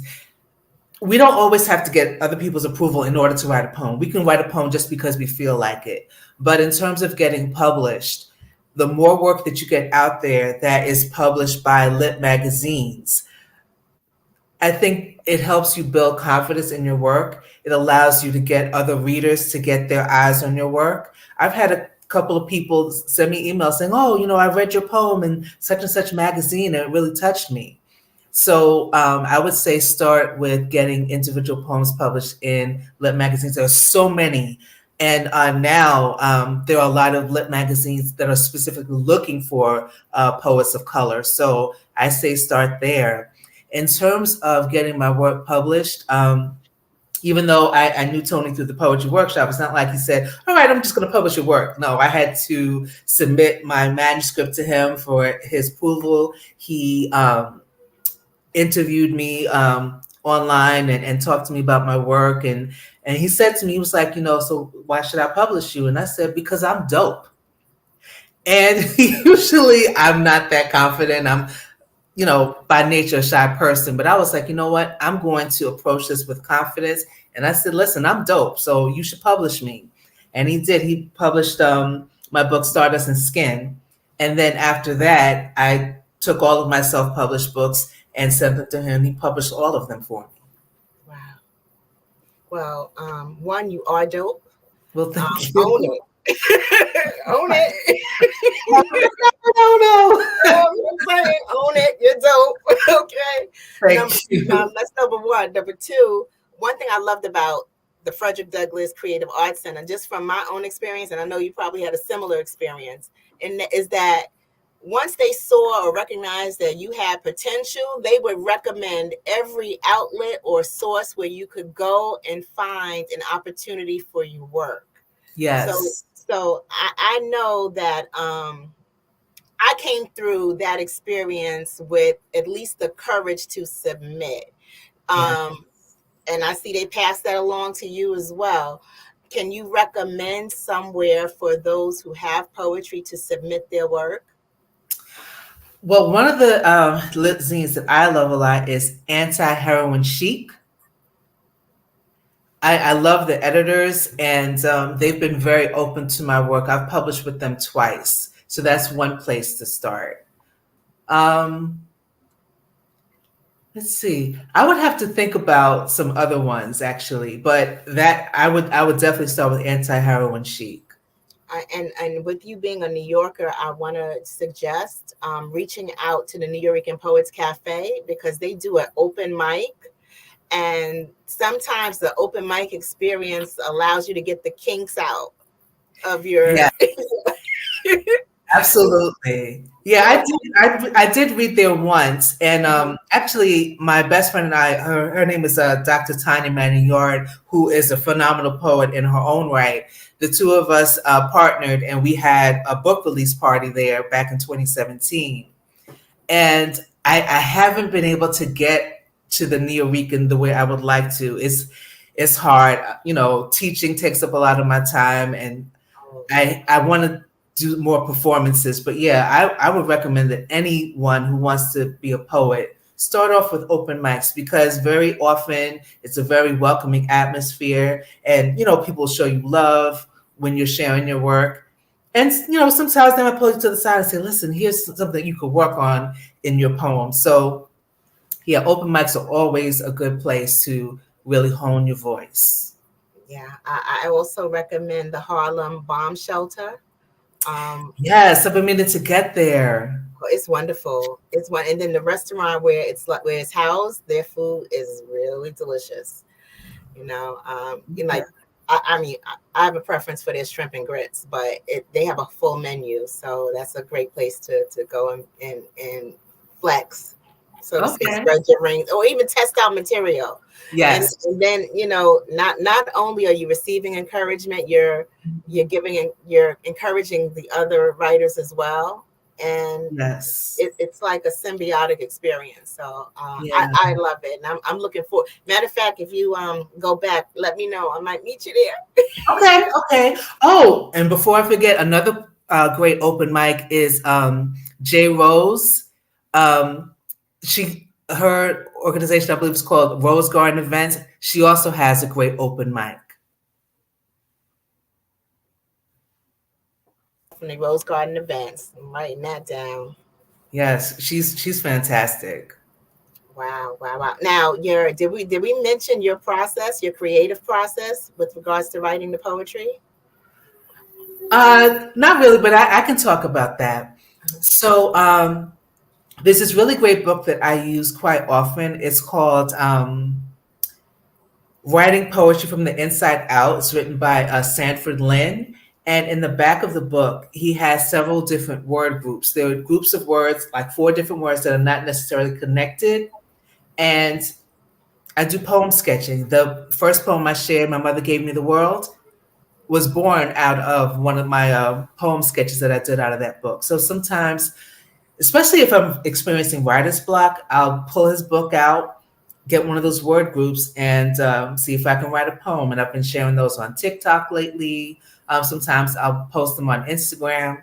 So that's one way that I get my creative juices flowing. Sometimes I take inspiration from things that are going on in the world, like news stories or something that's happening in my family, something that happened at work, anything that I feel like I have something to say about. That's where I start writing my poems. I do have several trusted friends. I've written a poem and I'm not quite sure if it's ready, and I'll send it to them to get their feedback. I'm also into poetry groups. One of them is called the Informal Poetry Workshop, which was started by a fellow City College student that I took some classes with. He started this group. And I'm in another one from the Academy for Teachers. They have a poetry group as well. So those 2 groups are fantastic. I present my work and they'll tell me some things that they like about it, also some things I could work on. And that's my creative process. Wow. Whew. All right. So aside from poetry, who are your favorite writers? Ooh, wow. Alice Childress was one of them. I read several novels of her growing up. A Hero Ain't Nothing But a Sandwich, A Short Walk, which I read that book until the spine just kind of crumbled. What else did she write? Rainbow Jordan was another favorite. I loved Maurice Condé. I love her books. I had to read her novel Segu when I was in college, and I was just enraptured. I love Maya Angelou, of course, Frank McCourt, and she wrote Americana.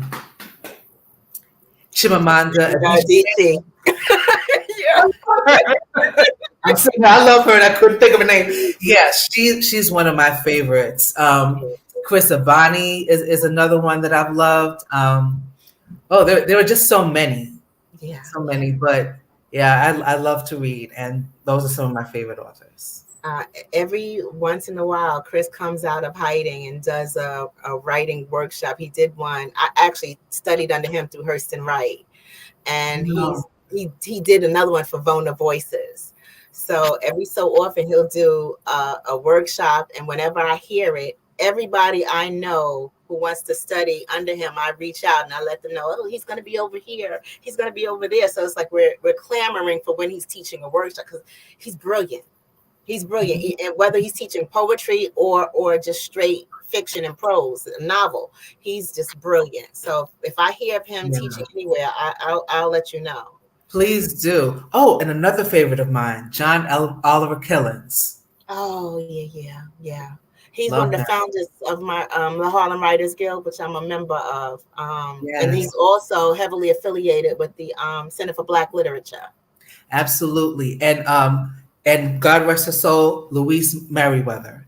Right. When I tell you, Daddy was a numbers runner, I found it on my father's bookshelf and I tore through that book. I read it so many times.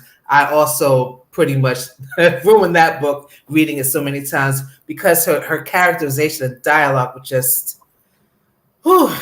You know what made that book so rich was that it seemed like 70 years passed and the same stuff was still happening. Yes. That's what got me about. I was like, that was in the 50s?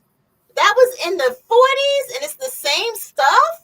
Yeah, actually, I think it was set in the 1930s. Oh, the 30s, right. Yeah, and one of the things that I loved about that book is that it infused history into it because it talked about police brutality. It talked about Father Divine and those kinds of movements. And the father in the book was very much into Black history and culture. And so I learned history from reading that book, and Alice Childress's A Short Walk as well, because she talked about the Garvey movement. So yeah, like the best kind of literature really infuses history and culture, and it's also it's a form of like social history in a way. Right, and I'm gonna assume, and I could be assuming wrong, that you and I are in the same generation. But I'm gonna assume like we grew up at a time when the adults didn't tell us anything because a child needed to stay in the child's place. So we didn't get the history or the backstory or even any of the what's the word I'm looking for? We didn't get the details or the scandal. We were not privy to the scandal. You know, we turned on television. Yeah, our parents kept a lot of what they went through private, but I have to say, both my mother's and my father's side of the family did tell stories, and so that's where I get my narration in the poetry. Like they told stories about my grandparents and how they came from the South to New York City. They did tell stories about our heritage. My father had us read Ebony Junior magazine. And so in that sense, they provided us with stories. But you are right. They kept a lot of things that they suffered through private because they felt like they had to be strong. They couldn't share their vulnerability with us. You are right about that. You know, like usually when I received a story, it was in the form of an angry rant as to the land being stolen from the family's land being stolen and turned into some kind of whatever, that kind of thing. So Yeah. I knew about eminent domain and how families could lose land based on eminent domain, and how things were taken away from us, and how there was injustice, and I knew about us not being allowed to do certain things. Yes. Not being allowed to get loans, not having access to living in certain areas, not being allowed into even better buildings, all of that. Those were the stories and lessons that I learned, but usually in the form of an angry rant. But the actual narrative history of the connecting points of family members' experiences, we were blocked out. We were rushed out of the room. They would shoot us, go somewhere, go outside. Yeah. I remember some of that too. Yeah. But now, like those of us who know a little better, who know the importance of passing stories down to our descendants, we can change that up. We can take, what we learned from our ancestors and pass it on.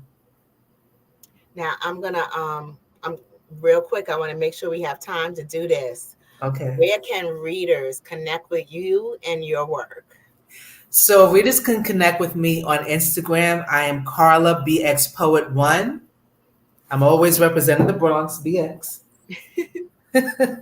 Carla BX Poet 1. Okay. Yes. And my website is, oh my goodness, I turned off my phone. So my website is, actually, if people just Google my name, Carla M. Cherry, my website will come up. The name is kind of long. That's why I can't think of it right now. I'm so sorry. But yeah, that's how people can get in touch with me. They can get in touch with, the easiest thing to get in touch, or the way to get in touch with me, is through Instagram, Carla BX Poet 1. And I have a link tree, and they can click on that and find the link to my website. Gotcha. Okay. At Carla BX Poet, is that one spelled out or the number one? Oh, it's the number one. So Carla BX Poet 1. Yes. Okay. Carla BX Poet 1 on Instagram, or Google Carla M. Cherry on Google. Google. Yes. Google. Okay.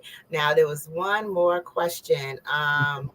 Oh, tell us about your books and how we can find your books and how we can buy your books and. Okay. All right. So my books are available on Amazon. So this is the first one, Gnat Feathers and Butterfly Wings. This is the second, $30 in a Bowl of Soup. Honeysuckle Me. These Pearls Are Real. Stardust and Skin. Clap Your Hands, Stomp Your Feet. You can find all of these on my website. And this is my latest one.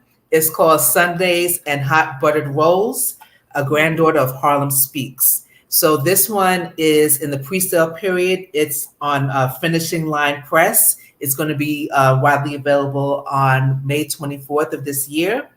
And this is my latest one. So if you go to Instagram, Carla BX Poet 1, as I said, I have a link tree. You can click on that. You'll find my website. And if you go to the website, you can click on any of the books and you'll be taken to the link to purchase if you're interested.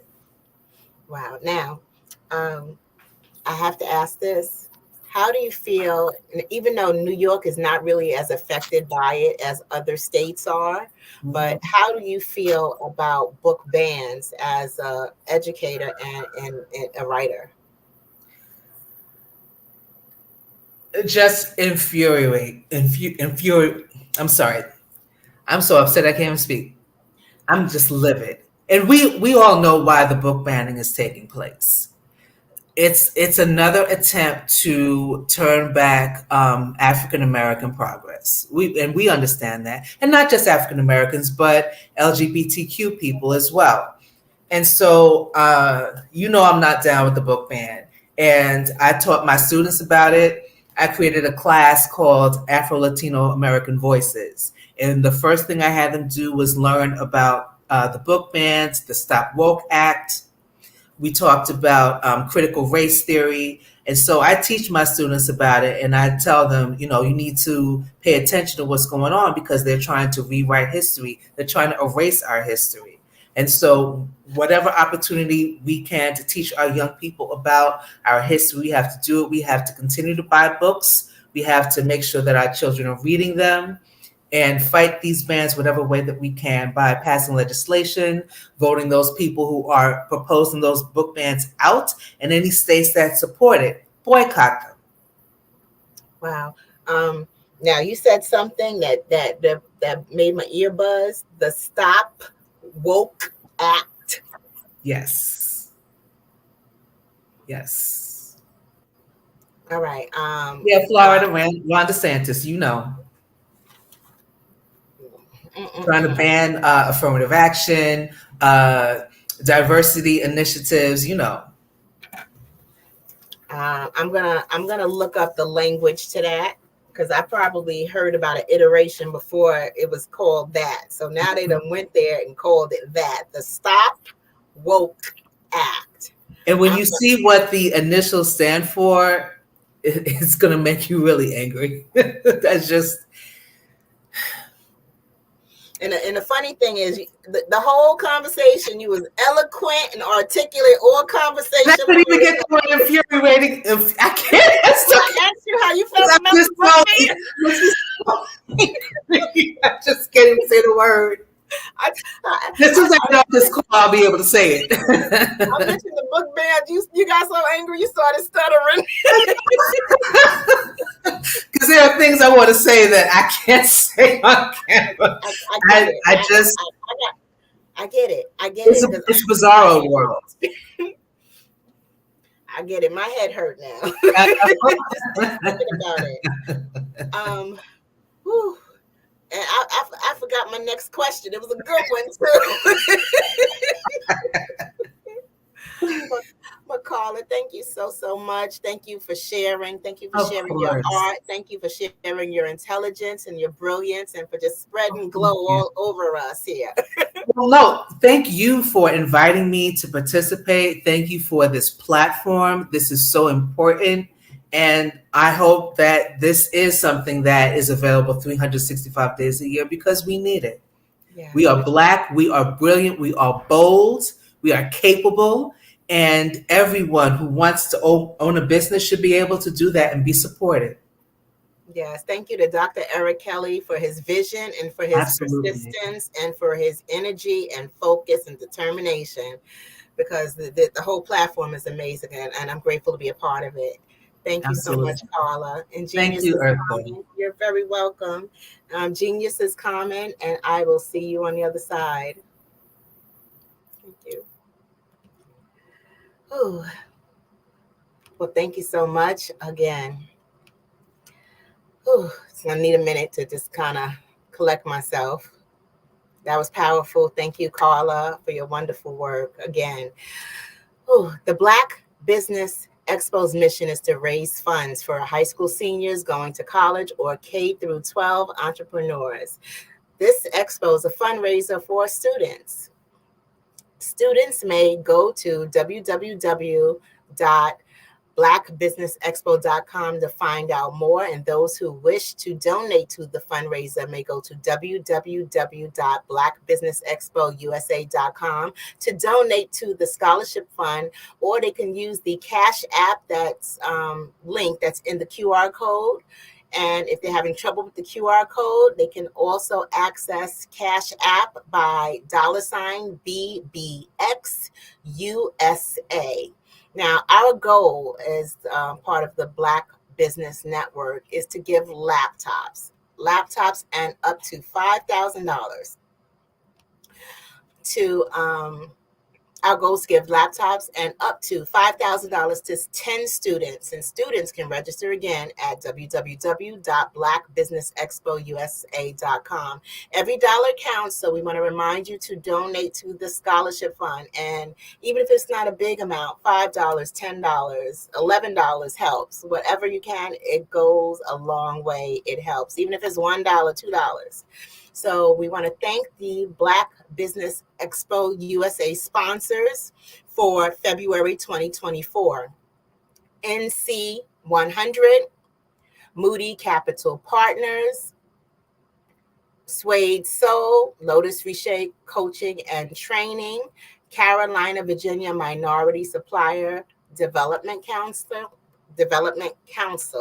Step Management, BHS and Associates, Margie McLean Foundation Incorporated, Genius is Common, Earth Essentials, Mullane Shiny Global, Executive Women's Success Institute, The Quality Coaching Company, Superwoman Business Services, Creative Force Studios, Lee Entertainment, Artistic App Design, Black Business Expo, USA. Genius is Common, and I will see you on the other side. Thank you.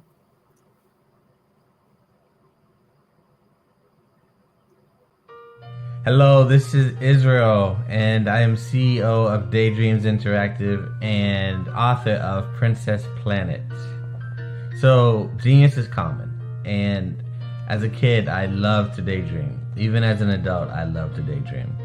And when my daughter became 6 and loved princess characters, but we just could not find the diversity that showed her, we created our own characters. So, for instance, you have Princess Nulu right here. Princess Nulu is from Uganda, and her genius is that she loves to take care of animals. She can actually even listen and hear what they say. And then we have Princess Isabella right here. Princess Isabella, she's from Cuba, and her genius is biochemistry. One day she hopes to eliminate disease. Then we have Princess Nia right here, and Princess Nia is based off of my daughter, and she is what she wants to be, the greatest dancer alive. So that's her genius. So what's your genius? My genius is my imagination. Genius is common.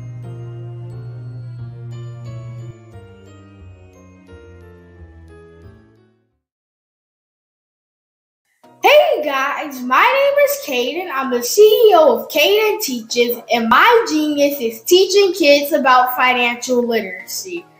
Throughout my financial products, such as my financial flashcards, my activity book, and my newest project, my financial bus, which I bought. And on the bus, it has a mock bank where kids will learn how to deposit and withdraw money, a mock grocery store where kids will be able to learn how to have a family budget, and a mock stock exchange where kids will even be able to learn how to invest in stocks. Now, I decided to start teaching kids about financial literacy because I find that most kids graduate high school without even knowing the basics about financial literacy. And I feel if I were to teach kids about financial literacy, that I would be able to help kids tap into their genius. And I actually learned about financial literacy to my dad because I would go to business meetings with him, and I would always see that they were talking about financial literacy. And at that point, I didn't understand what financial literacy was. So I took it upon myself to learn about financial literacy and teach it to kids in a way that they could understand. But I want you guys to help me help kids tap into their genius by going to my website, cadenteaches.com, and you can sew into me in my financial bus by going to my GoFundMe link. And remember, if Caden can, you can too. Hello, I'm Dr. Madeline Ann Lewis, President and CEO of the Executive Women's Success Institute. And my genius is helping women accelerate the path to success. You know, I was blessed to have strong women in my life who encouraged, motivated, and pushed me to do my best and to never even think about giving up on my dreams. So I say to women, we must show up to rise up. We have talents and potential, but who will see them if we don't speak up and get noticed? I know that women are a tremendous resource on this planet. And there is nothing more fulfilling than helping a woman tap into her full potential. I do this because I want to be a part of helping as many women as I can to show up, to rise up. I do this because genius is common.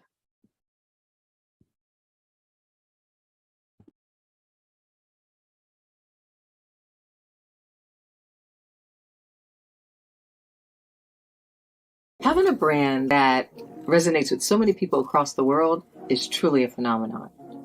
But being the face of that brand that empowers people is something that I don't take for granted.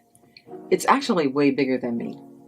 But it's when I hear those stories of what people had to overcome, that is what our brand is about.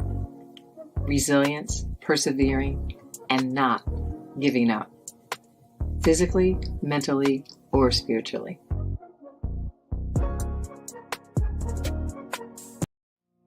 Did you know that approximately 333.34 million businesses exist today, according to a report from 2021? And you may be one of those businesses, or maybe you're not in the business market yet, but you're aspiring to be a business owner. Well, guess what? You're in the right place at the right time. Because let's face it, everything is about timing and opportunity. Hi, my name is Dr. Lotus Richey, and I'm the CEO and founder of the Lotus Richey Coaching and Consulting LLC, along with the Lotus Richey Ignite Show. 15 minutes of success with Dr. Lotus Richey, as well as books to boom your business and bring who you are. And today, I want to bring this amazing message to you about the Black Business Network and the Black Business Olympics.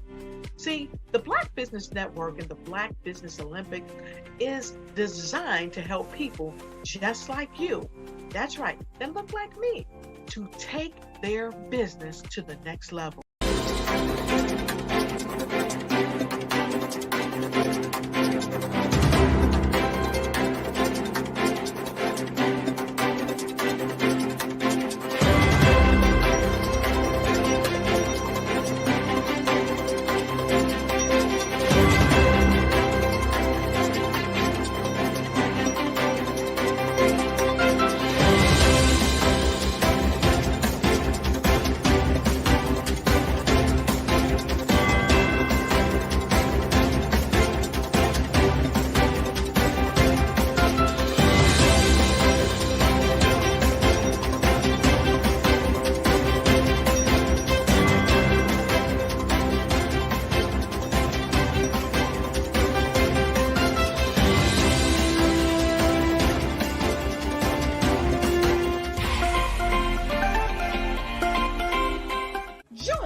Dr. Eric Kelly III and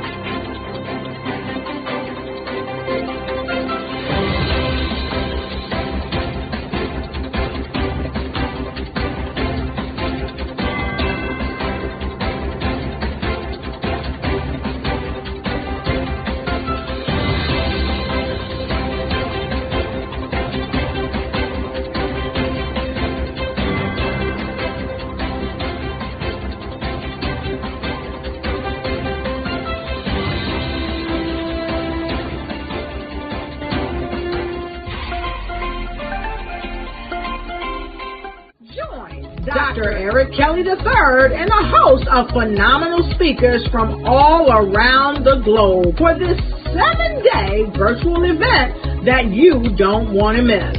The mission of the Black Business Expo is to raise scholarship money from kids all the way from high school, all the way from college. The Black Business Olympics is one of the largest Black business showcases in the world. It is an opportunity for businesses and companies to showcase their businesses globally. we are going to be giving away laptops up to $5,000 away to students. Again, I'm Olivia Appleberry, the founder of 2 Cents Finance and one of the speakers for the expo. I am so excited to see you there. For more info, go to www.blackbusinessexpousa.com or call 919-308-9090 and hope to see you there. I am Black business. From the moment I wake until the time I sleep.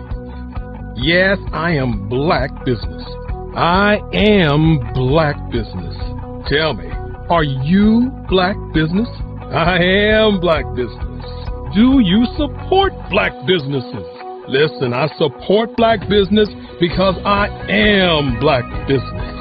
Black Business Expo, one of the largest business showcases in the history of Black business in the world. The world! Sign up today at www.blackbusinessexpousa.com or call 919-308-9090. I am Black business. I am Black business. From the moment I wake until the time I sleep, I am Black business. I am Black business. Are you Black business? I am Black business. Do you support Black businesses? I support Black business because I am Black business. Black Business Expo, one of the largest business showcases in the history of Black America in North Carolina. Join Dr. Eric Kelly III and a host of phenomenal speakers from all around the globe for this 7-day virtual event that you don't want to miss. The mission of the Black Business Expo is to raise scholarship money from kids all the way from high school, all the way from college. The Black Business Olympics is one of the largest Black business showcases in the world. It is an opportunity for businesses and companies to showcase their businesses globally. We are going to be giving away laptops up to $5,000 away to students.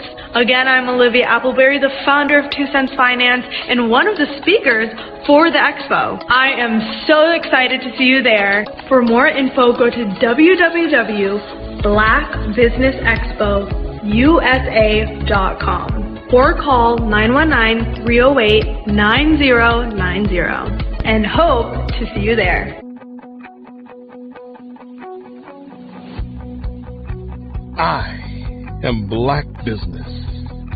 From the moment I wake until the time I sleep. Yes, I am Black business. I am Black business. Tell me, are you Black business? I am Black business. Do you support Black businesses? Listen, I support Black business because I am Black business. Black Business Expo, one of the largest business showcases in the history of Black business in the world.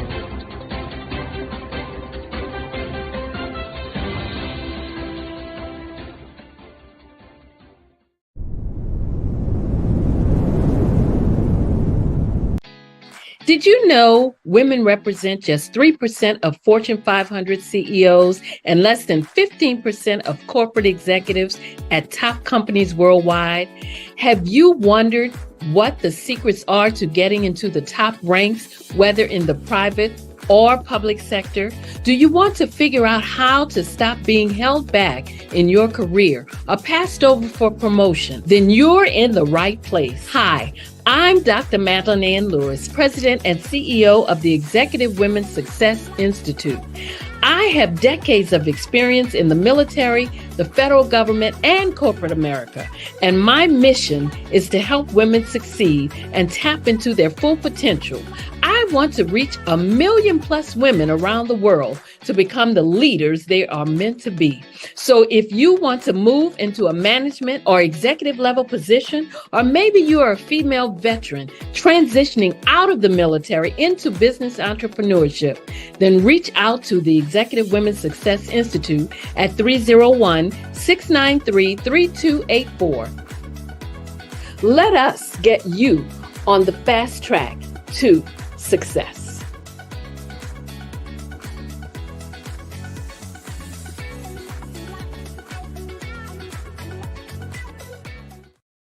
Absolutely. So our coaching program help people that have the lack of time, that lack strategies, and lack the confidence to go after their dream life. So we help them implement tools. We help them implement lack of finances or the education behind finances. But it wasn't until I lost my firstborn, my only son, that life changed for me. And where I was going after it all, living the corporate life, hit my 6-figure income and living in my dream house with my dream man, driving my dream car. Wow. I nearly lost it all when I lost my son. And so I realized it only takes one financial catastrophe that can change your entire life. That's what made me start All New Beginnings.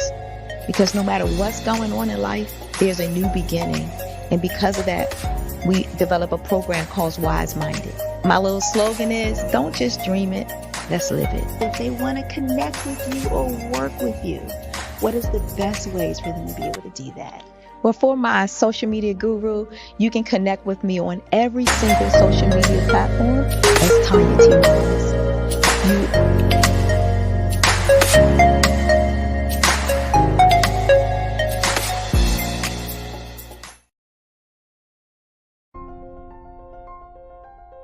What if you could build your own city? A place where every child can find nurturing people to help them achieve their full potential. A place where every adult can access job training support. Where health education is abundant. Where social justice ruled the land. A place without limitations. Welcome. You have arrived at STEM City, USA. It is what every city should be. A safe and trusted community where you find people and resources to help you become everything you are and beyond. STEM City is unlike anything you have ever experienced. It is a digital twin of the world around you, only better. STEM City is about energy and soul renewal. It is more than a digital world. You can almost feel the power of live cultural events, music, and theater. STEM City promises a better future for children with caring mentors and hands-on activities with dedicated tutors to support our youth.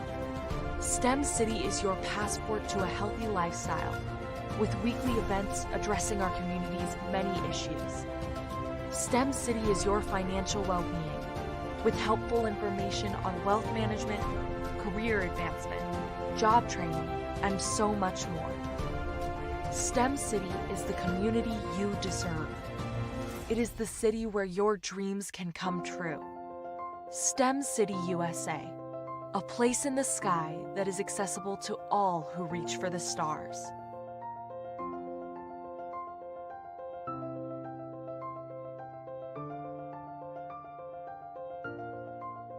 I'd like you to imagine with me, if you will, opening an app where you can collaborate with like-minded individuals from around the world, get inspiration and in-app tools to launch and grow your business, as well as share your knowledge and earn compensation, all in one app.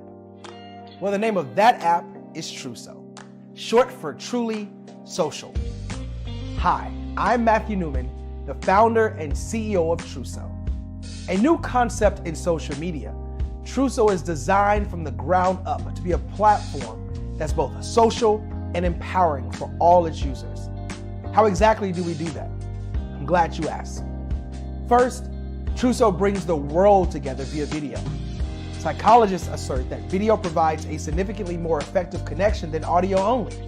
When you enter a community on Truso, you're face to face. Second, on Truso, you don't have to have 1 million followers to monetize.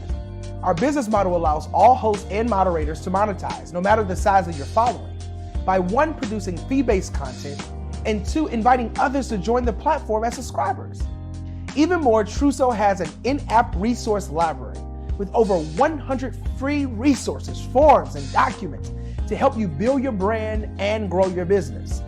Third, Trousseau is inclusive. The deaf and hard of hearing communities make up 360 million people worldwide.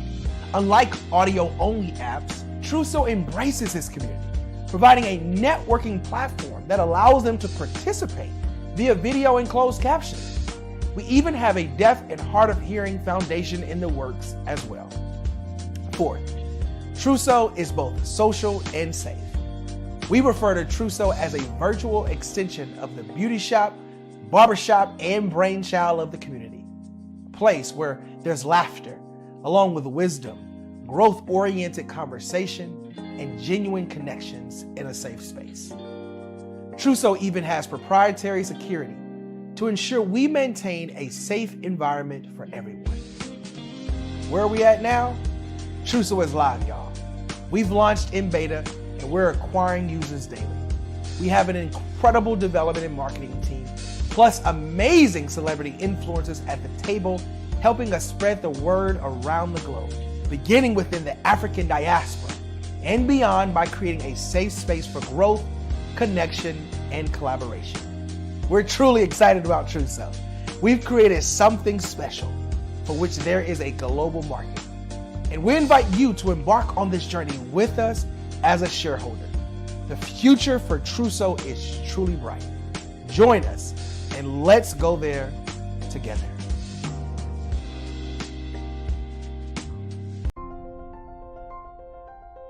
What if you could build your own city?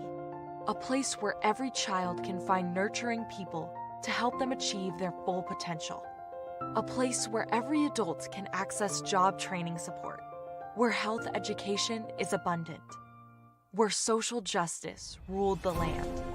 A place without limitations. Welcome. You have arrived at STEM City, USA. It is what every city should be. A safe and trusted community where you find people and resources to help you become everything you are and beyond. STEM City is unlike anything you have ever experienced. It is a digital twin of the world around you, only better. STEM City is about energy and soul renewal. It is more than a digital world. You can almost feel the power of live cultural events, music, and theater. STEM City promises a better future for children with caring mentors and hands-on activities with dedicated tutors to support our youth. STEM City is your passport to a healthy lifestyle with weekly events addressing our community's many issues. STEM City is your financial well-being with helpful information on wealth management, career advancement, job training, and so much more. STEM City is the community you deserve. It is the city where your dreams can come true. STEM City USA, a place in the sky that is accessible to all who reach for the stars.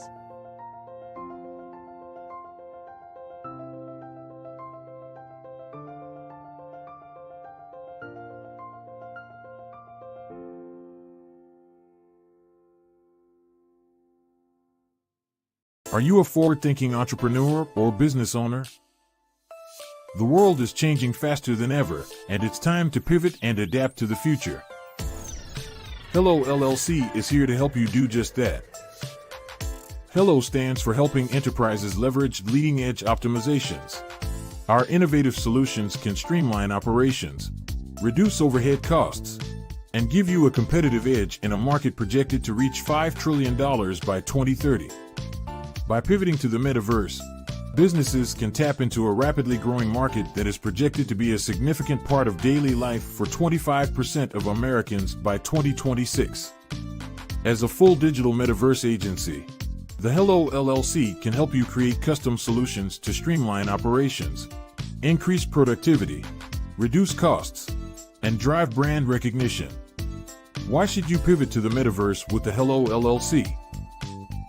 By leveraging cutting-edge technology, you can provide immersive experiences for your customers, expand your global reach, and unlock new revenue streams.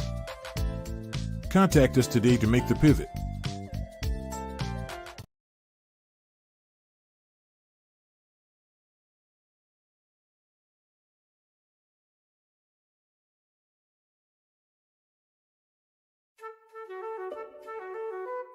This is Dr. Arnold T. Petsworth. He's the owner of Petsworth Vet World, a veterinary clinic in Hopton, Connecticut. His patients include dog, cat, frog, fish, Goldie, dog, and this alpaca. Due to doctor-patient confidentiality, we can't tell you their names. Business at Vet World was steady, and then quarantine hit. Neighbors brought new four-legged friends into their homes. Bunnies. Bunnies everywhere. Dr. Petsworth welcomed these new patients with open arms. The only problem? There were more appointments than he could manage. That's when Dr. Petsworth turned to his American Express business card, which offers spending potential that's built for his changing business needs. He decided to hire a new assistant, Julio, and with spending power built for business purchases, he used his card to furnish a new exam room. Together, Dr. Petsworth, Julio, and American Express Business made sure all the pets of Hopton got the love and care they deserve. And everyone was happy. Get the card built for business by American Express.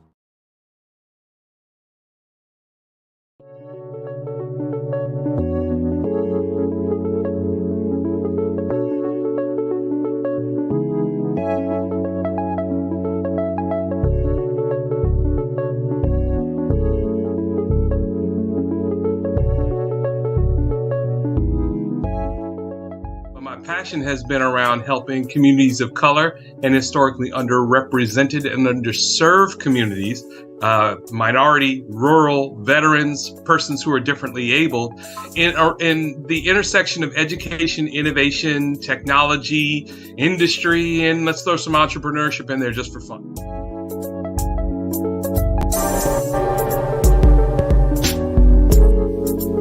Welcome to Follow the Brand TV.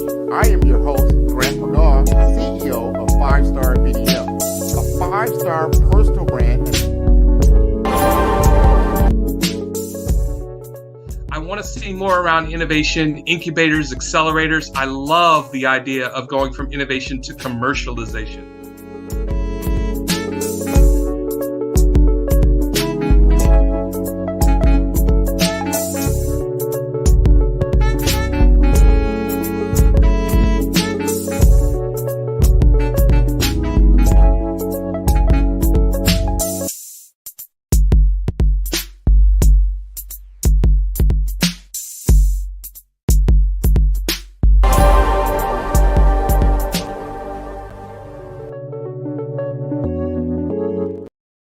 I am your host, Grant McGaw, CEO of 5-Star BDM, a 5-star personal brand and business development company.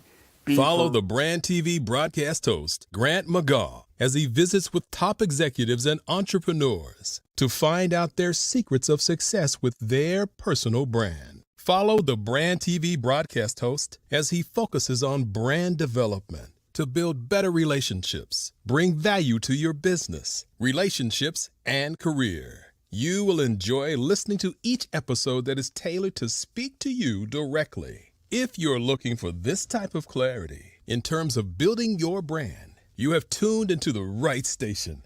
Each episode will help you to shape a conversation in the 5-Star BDM network of 20,000 professionals and become a springboard for your corporate engagement and business opportunities. Each guest will frame their story in the areas of personal branding, business development, career development, financial empowerment, and technology innovation. Grant McGaw explains why he is the CEO and owner of his own professional career. Grant is an accomplished business leader and entrepreneur who wants to give back to individuals to grow their personal brand strategy. Tune in as he weaves his story about new possibilities, while to you exceed expectations. If you love storytelling, this show will make for fun.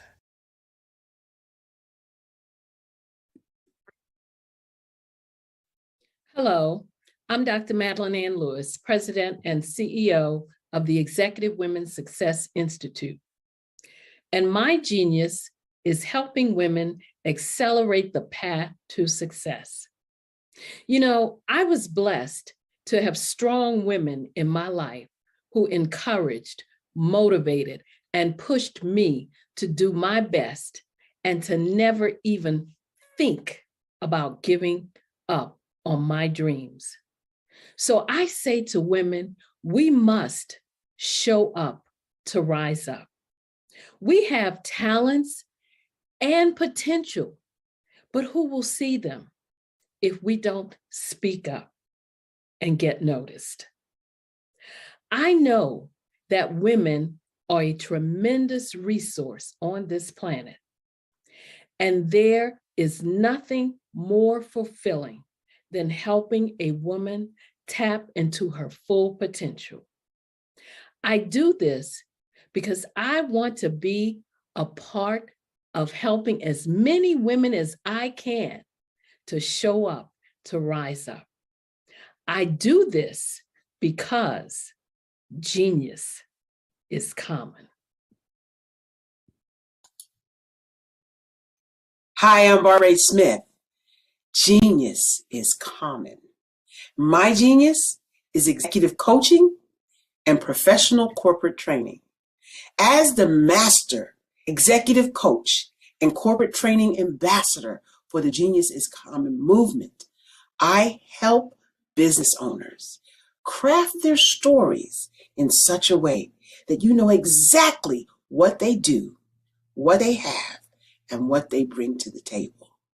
Many times as business owners, we are asked, so what do you do for a living? And we could be crushing in our businesses, but we're not quite sure exactly what to say in a short amount of time. Well, I help you take those stories that are the reason why you're in business and why you're so passionate about your business and craft them in such a way that people are drawn to you as opposed to being repelled by you. Because every conversation, every time you talk to someone about your business, you are excited about it. But are you really conveying what you do, what you have, and what you bring to the table? And do really people understand why you care so much and why they should care that you have the solution to their problem? Well, I'm here to help you with that.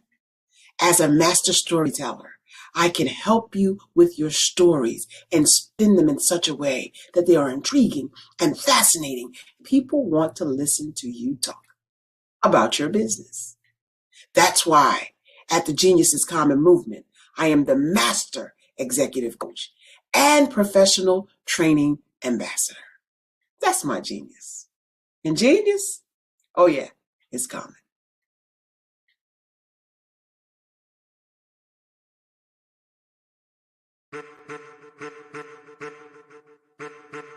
I am a child of the Most High God. He has gifted me in ways that I could not even imagine and didn't know.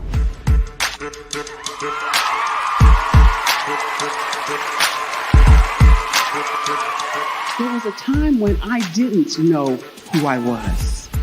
I listened to other people tell me who I should be, what I should do. I listened to people telling me that I should be a boutique owner, that I should be a construction manager, that I should be a laborer. Have you ever felt like you should do something else, be something else, go somewhere else, be wherever you wanted to be, and you felt like you were in a box? Anybody in the room? And you couldn't get out. Anybody in the room? And you kept trying to go and you couldn't get out. Anybody in the room? But let me tell you, you need to rock the box. Rock the box.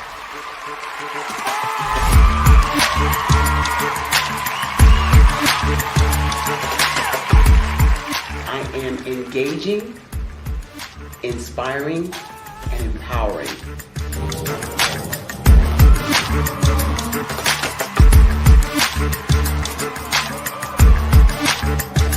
I would give you everything I know. Just by touching you, if I could, by osmosis, give you every single thing I've learned, I've gone through, I know I would. We know that's not possible, but as it is possible, I love to share information with people. Some of you out there, people have told you that you can't be, you can't have, you can't do.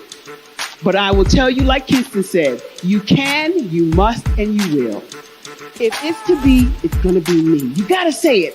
If it's to be, it's going to be. If it's to be, it's going to be. If it's to be, it's going to be.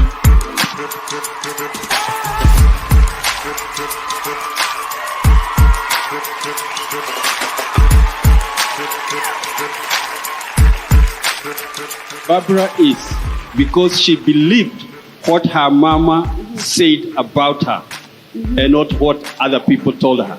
Every day you wake up, when you're in a situation, it's your choice whether it's an advantage or the disadvantage. She gained her confidence and her life, and now she is a testimony. If I can help you elevate yourself, then I feel like I'm elevating my own self as well. What you know and I know together can change the world.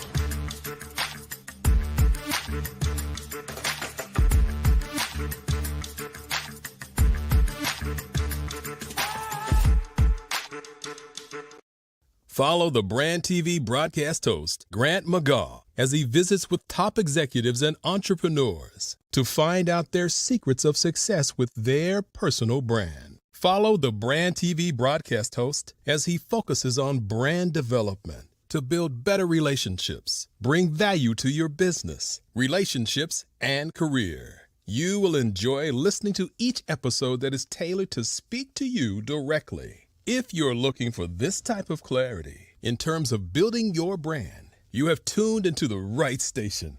Each episode will help you to shape a conversation in the 5-star BDM network of 20,000 professionals and become a springboard for your corporate engagement and business opportunities. Each guest will frame their story in the areas of personal branding, business development, career development, financial empowerment, and technology innovation. Grant McGaw explains why he is the CEO and owner of his own professional career. Grant is an accomplished business leader and entrepreneur who wants to give back to individuals to grow their personal brand strategy. Tune in as he weaves his story about new possibilities, while to you exceed expectations. If you love storytelling, this show will make for fun.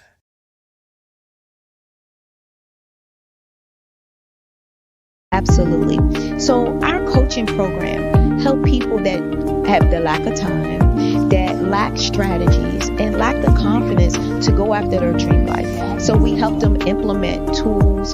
We help them implement, I love to leave the inherited lack of finances or the education behind finances. But it wasn't until I lost my firstborn, my only son, that life changed for me. And where I was going after it all, living the corporate life, hit my 6-figure income, and living in my dream house with my dream man, driving my dream car. Wow. I nearly lost it all. Wow. When I lost my son. And so I realized it only takes one financial catastrophe that can change your entire life. That's what made me start all new beginnings. Because no matter what's going on in life, there's a new beginning.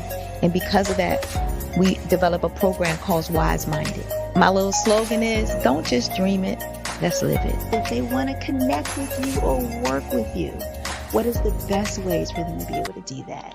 Well, for my social media guru, you can connect with me on every single social media platform as Tanya T. Wallace.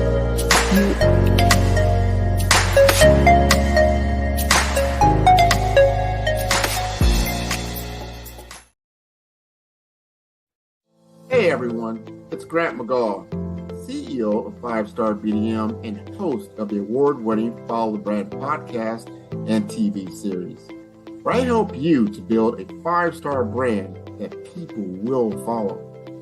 My genius is personal brand development through intelligent communication and helping you achieve your business and career goals. I am a requested speaker on digital technology and brand development issues. I want to work with you to increase the value of your current opportunities while attracting new ones. Every one of you is unique, and we all share challenges that can be addressed through smart branding. As a super connector, I work with you as an executive coach to guide you along the complicated business and career development road, providing the enhancement tools and information you need to succeed. Together, I will help you succeed in today's challenging business climate. I will evaluate and measure your progress. Best of all, I am right alongside you every step of the way. Build the brand called you. Genius is coming.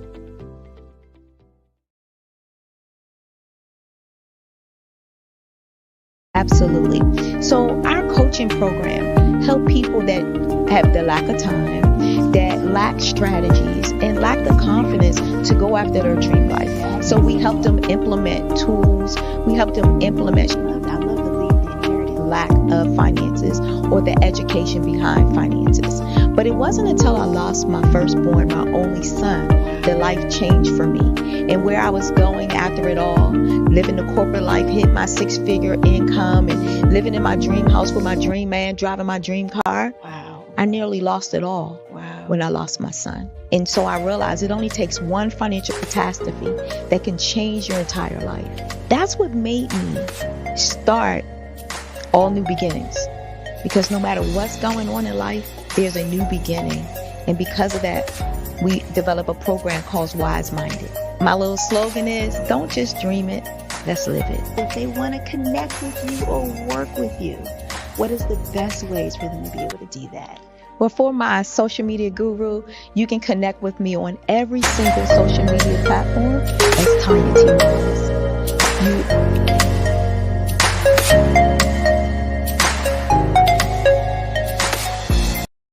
I am from Washington, D.C., but I was raised in Durham, North Carolina. I came to Durham when I was about 5 or 6, and then I traveled back and forth to D.C. because it's where my people are from. One of the unique things about my family is my mother, she's also an artist. She does quilting, and she does a lot of artistic things. And then my son, he draws with both hands, his right hand and his left hand, like I do. So that's kind of a family trait. And then my other son, he's a videographer, and my daughter, she works, she's a regional vice president for Sunglass Lab. When you start out drawing and sketching, you want to continue to explore, you know, each avenue. I do pastels, I do pen and ink, I do painting, I do acrylics. I haven't done oils yet, but I try to do all facets of art. What I say to a lot of times to people is, you know, you can't put yourself in a box when you're an artist. You have to explore. And over the course of my life, I've tried to explore different mediums. I also do sculpture as well. I choose my subjects by the intensity that they have in their faces, or the intensity that somebody is moving, because I do more than portrait drawings. I also do I do abstract, and then I do figurative drawing also. Well, what happened in this particular show is that I started out trying to come up with something that would be a little bit different than what everybody else is doing. So I was working on a Barack Obama show, and they wanted me to do some paintings of Barack. And so what I did was, because of the deadlines, I kind of did it kind of fast. And then I realized when I was doing it fast, I enjoyed it. And so then I started doing other pieces the same way, and I started to enjoy those pieces also.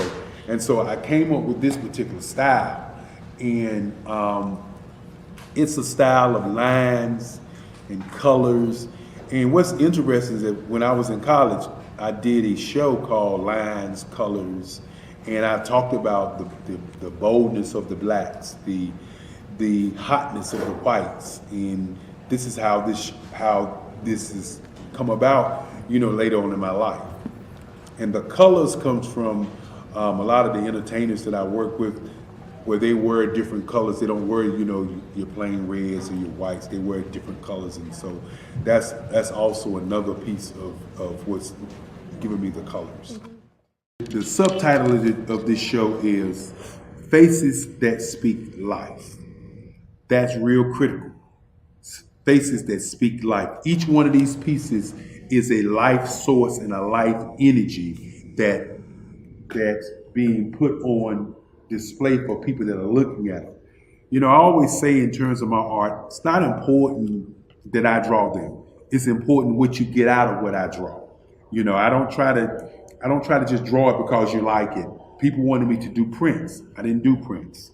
You know, people asked me to do different people, but the people that I choose are people that make a difference in the lives of people in the world. So the human landscape idea was, again, as I say, the lines represent your emotions, it represents your ideas, and it represents your journey as a human being. And that's why you get the different pieces and the different looks. And as you notice, I try not to do one look that looks alike another look. And that's what's the most important part of this show.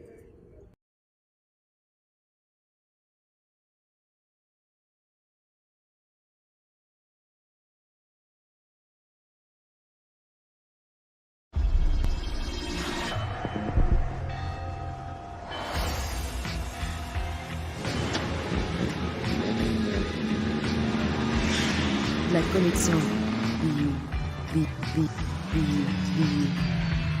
La connexion.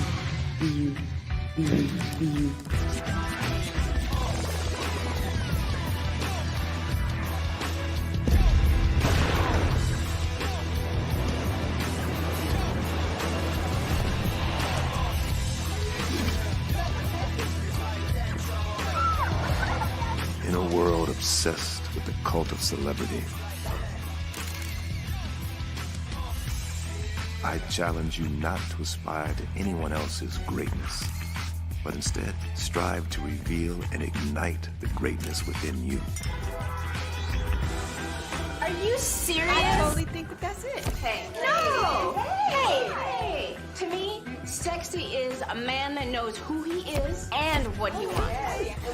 He's comfortable. You look at him, you see him, he's just comfortable being himself. And you're like, Baby, be you.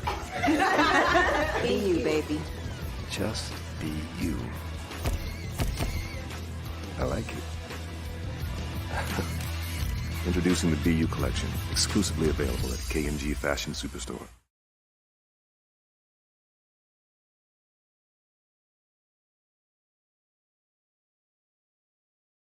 Artist to me is a creative expression of something from nothing. You know, it explodes onto the canvas, or it explodes on in my work. One of the things that I try to do more than anything is I try to just give the lines and the movements and emotions and expressions into what I do. Art really means to me a chance to express how I feel deep down inside. Most of my art begins as a thought that I might have, you know, whether it's sports, whether it's history, whether it's a woman or a man. It pretty much starts as an idea of thought before I get into the actual image of what I'm going to draw. I do a lot of historical pieces. I was a history minor in college, and I love to do history pieces. And a lot of times I'm thinking about history, and then I try to make that history impact you as you look at it. That's one of the reasons I do pictures so large. You know, people ask me, why do I do pictures so big? And I tell them, I want the piece to impact them as they're looking at it, to kind of dominate them, dominate their space. And most of my pieces I try to do off page. I don't try to do anything that's going to be in those four corners or in a square. And I want your imagination to be a part of the piece that you're looking at.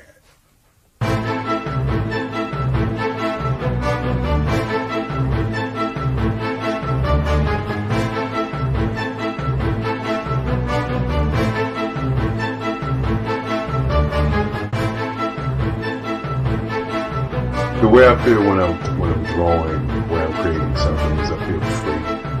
I feel like there is an anticipation of something that's going to come. I try not to draw first. I try to draw second. And what I mean by that is I try to allow myself to kind of get into the piece and just relax. Sometimes I miss time. I'll draw 2, 3 hours, sometimes 4 hours. And while I'm drawing, it's just a free. I just feel free. I mean, I feel like time stands still.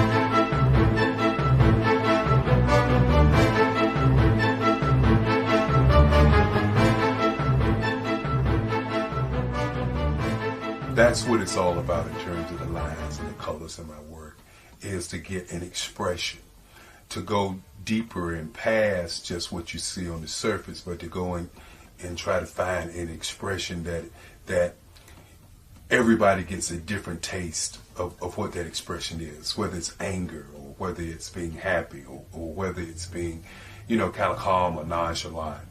That expression that people take away from the piece is the most important part of what I do as an artist. Bold is the size of my pieces, where I try to do the piece larger than life, to kind of push forward toward you. That's what the boldness is all about. It's not so much about the lines, it's about the size.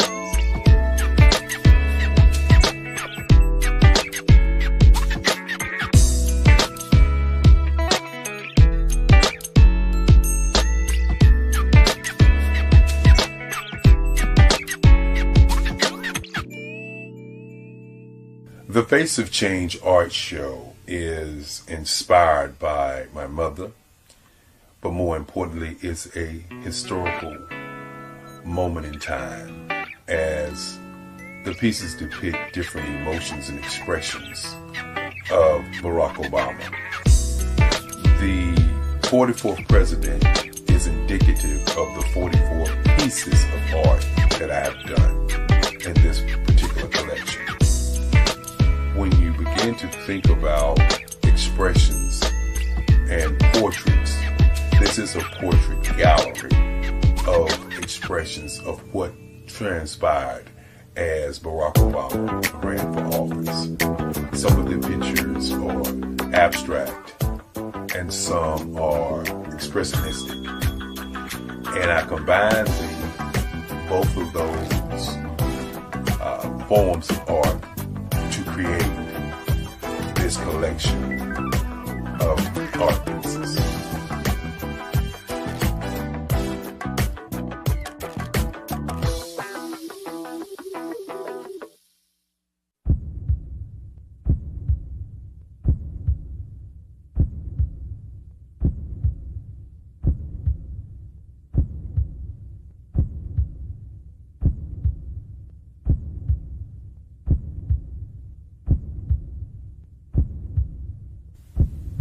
Overcomer, brilliant, ambitious, motivated, awesome, Obama.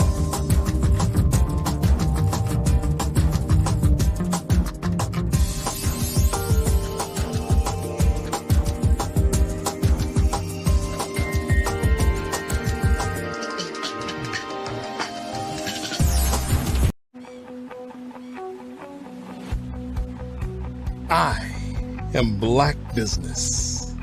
From the moment I wake until the time I sleep. Yes, I am Black business. I am Black business. Tell me, are you Black business? I am Black business. Do you support Black businesses? Listen, I support Black business because I am Black business. Black Business Expo, one of the largest business showcases in the history of Black business in the world. The world. Sign up today at www.blackbusiness.com. blackbusinessexpousa.com or call 919-308-9090. I am Black Business.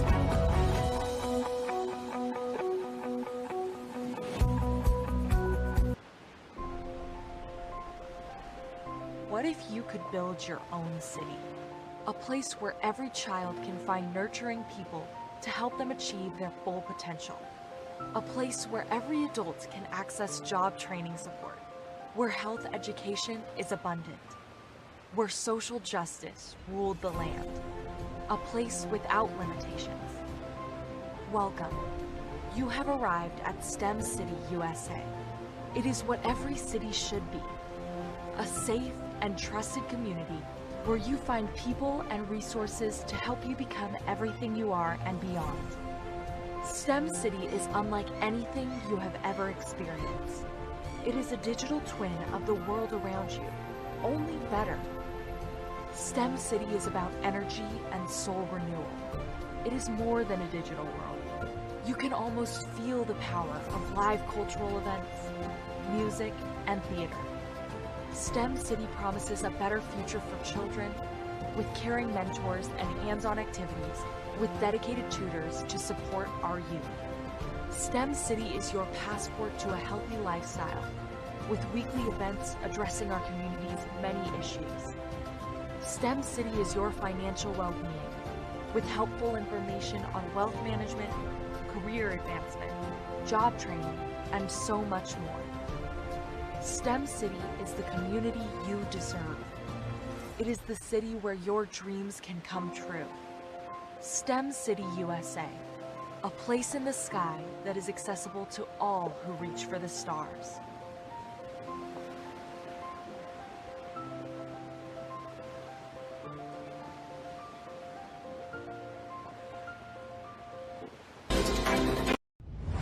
Social media is evolving. It's more vibrant, more colorful, more energetic, and so are you. It's not just photos anymore. It's video, it's audio, it's subscriptions. And now there's Fanbase, a new monetized social network. Fanbase delivers the complete native app experience with full content monetization for every user. No algorithms that shadow ban your engagement or growth, and no ads. Follow anyone for free and subscribe directly to your favorite creators for $4.99 a month. Plus, show some love by tipping on any post. Also, make a Fanbase page and monetize your content the same way. Finally, connect with your followers by posting the amazing content you already create. And now, get paid for it. It's time to energize and monetize, because everyone's a fan of something and everyone has a fan base.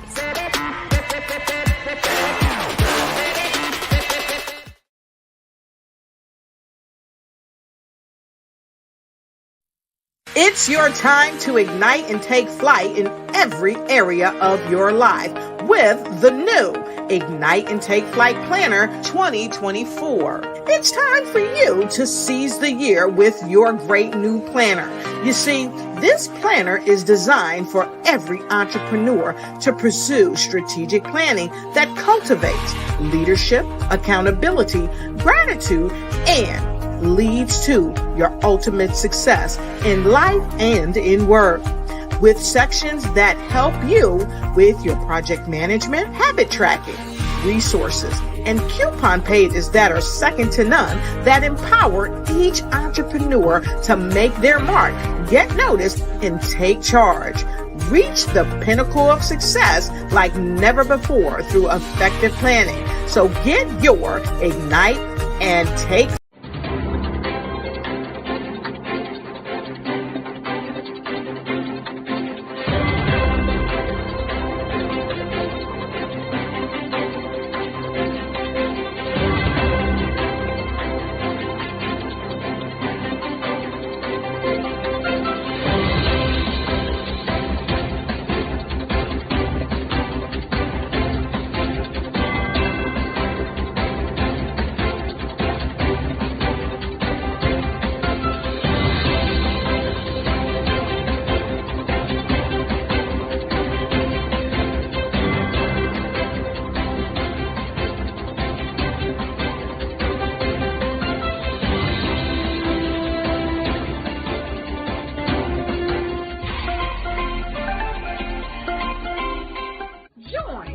Dr. Eric Kelly III and a host of phenomenal speakers from all around the globe for this 7-day virtual event that you don't want to miss.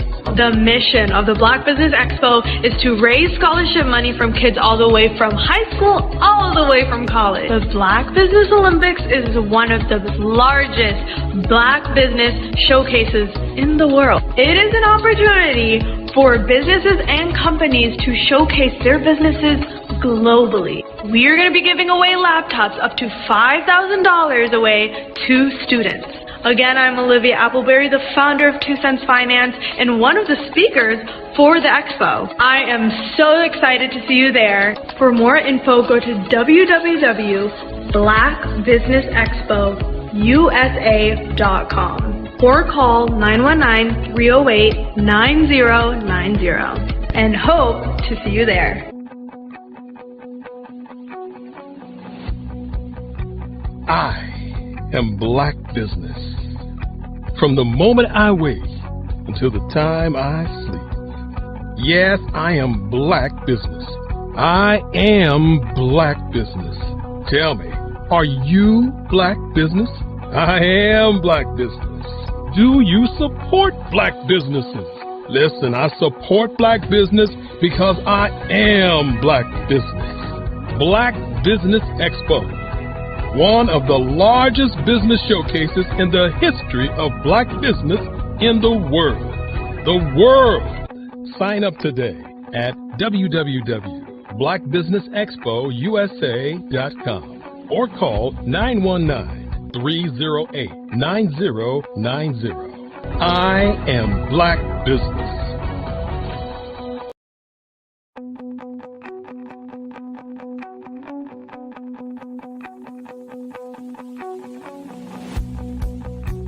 I am Black business.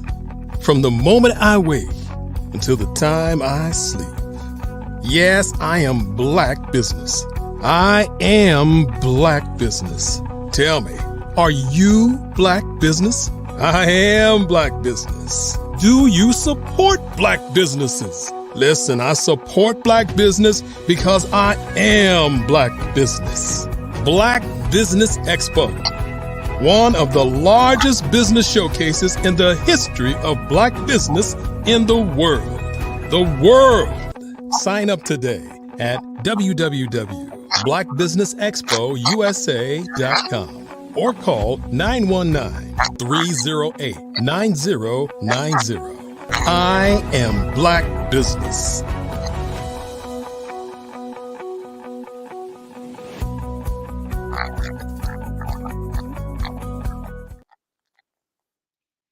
Good evening, business owners, entrepreneurs, thought leaders, and corporations. Welcome to Black Business Network.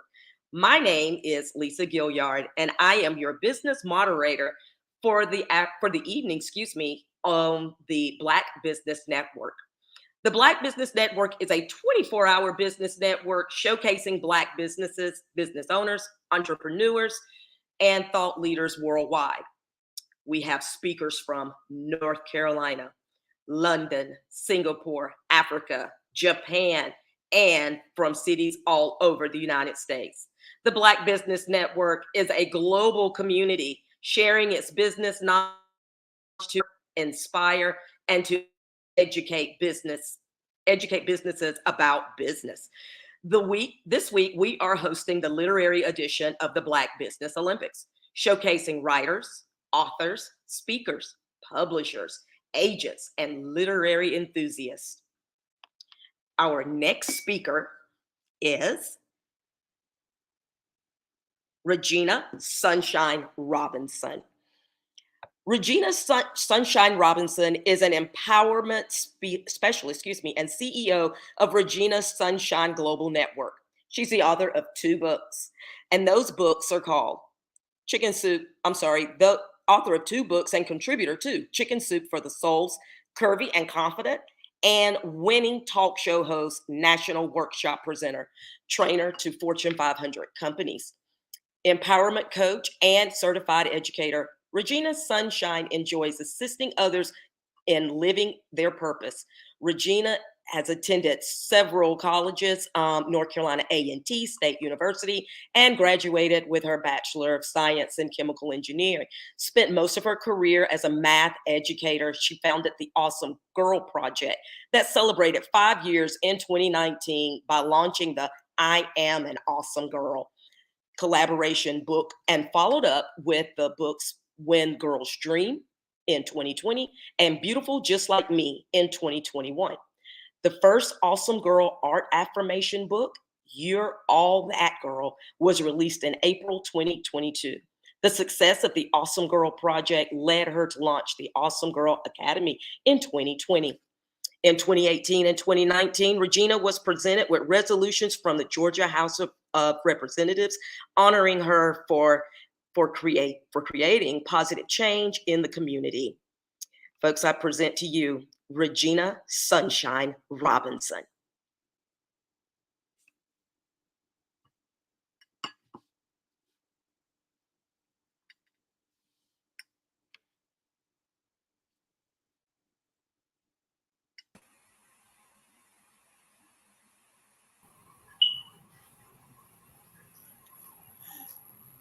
Hi, Lisa. How are you?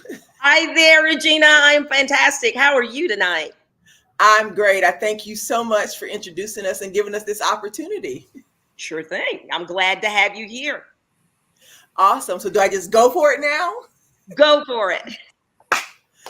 All right. Hello, everyone. Welcome to the Regina Sunshine segment here on the Black Literary Olympics. I'm so excited to have two amazing women on this call with me. You'll get to meet them in just a second. But we did have one other author that may be joining us. If not, it'll be Girl Talk tonight. All right. So I'll go ahead and preface this by letting you guys know I'm on an older laptop tonight. It is moving in slow motion like the Matrix, but we still gonna make it do what it does. All right. All right. So tonight we are going to have what I call a purpose-driven writing conversation. We're going to talk about why we write. You know, what is our purpose behind writing? Do we impact others with our writing? Those types of things. And I'm hoping that whoever's listening will be inspired to write, but also to support those who are out here giving you their lives in their books. Okay. So let's meet my guest for tonight. I'm so excited. Y'all don't even know. All right. So first of all, I want to introduce you to Miss Tralethia Harbin. I'm going to give her an opportunity to tell you a little bit about herself and the title of her book. Go ahead, Tralethia. Thank you, Regina, for this opportunity. I'm excited to be on the panel and share this opportunity with you guys. The book I wrote was An Open Window, inspired by God, just giving my life story and challenges of things I've came over and how to come over those things. In the background, as you can see, is just the cover of my book.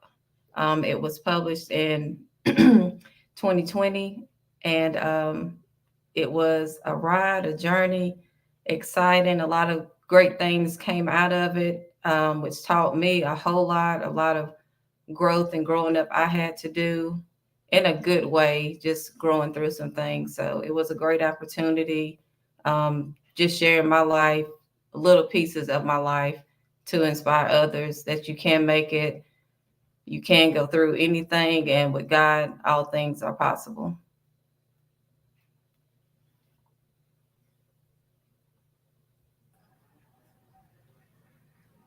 Awesome, Tralethia. Thank you so much for sharing with us.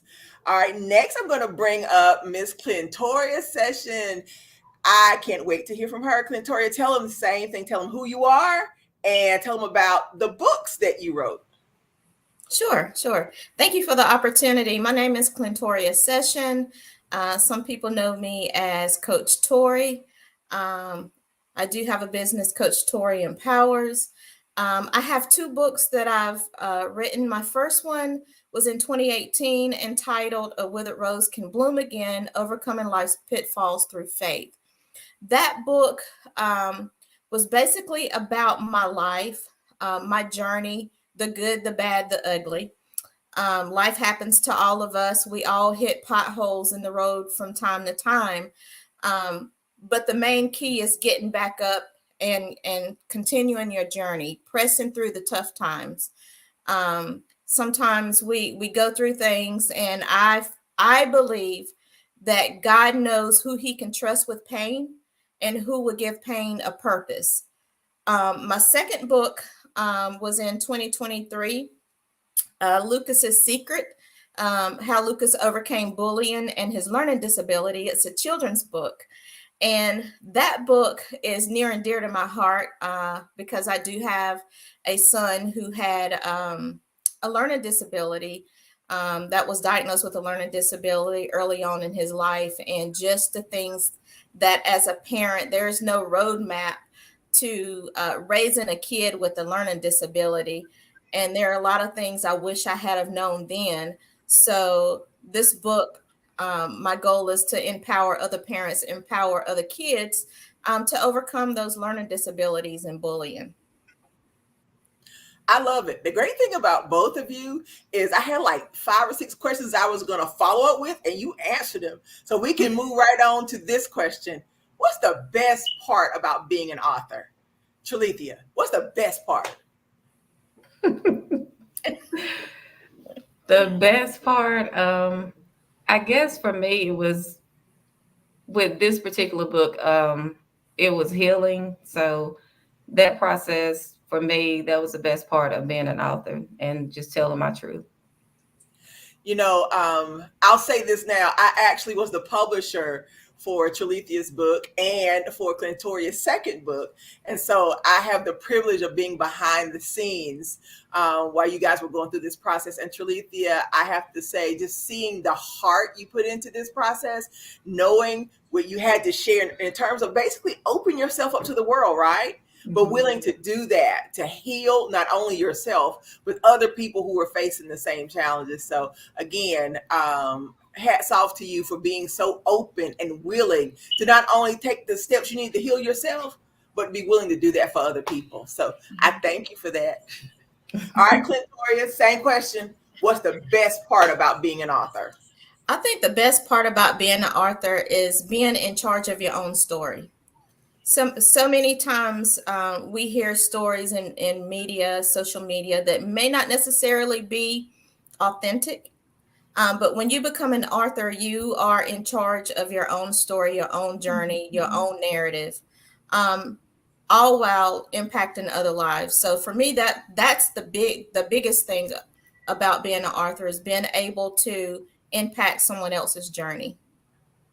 I love that. And again, just like Tralithia, I was with you on that journey, and to hear your heart, like, you know, I went through this as a parent, right? I know what it feels like not to have the support or have the questions answered that I need answered. And I'm going to put this into a book to help other people. So I thank y'all for that. So, you know, on the flip side of what was the best part, y'all know what's next. What was the hardest part about this author journey? Go, Tralithia. The hardest part was being consistent. Not that I didn't want to do it. It was just a challenge, something I had never faced.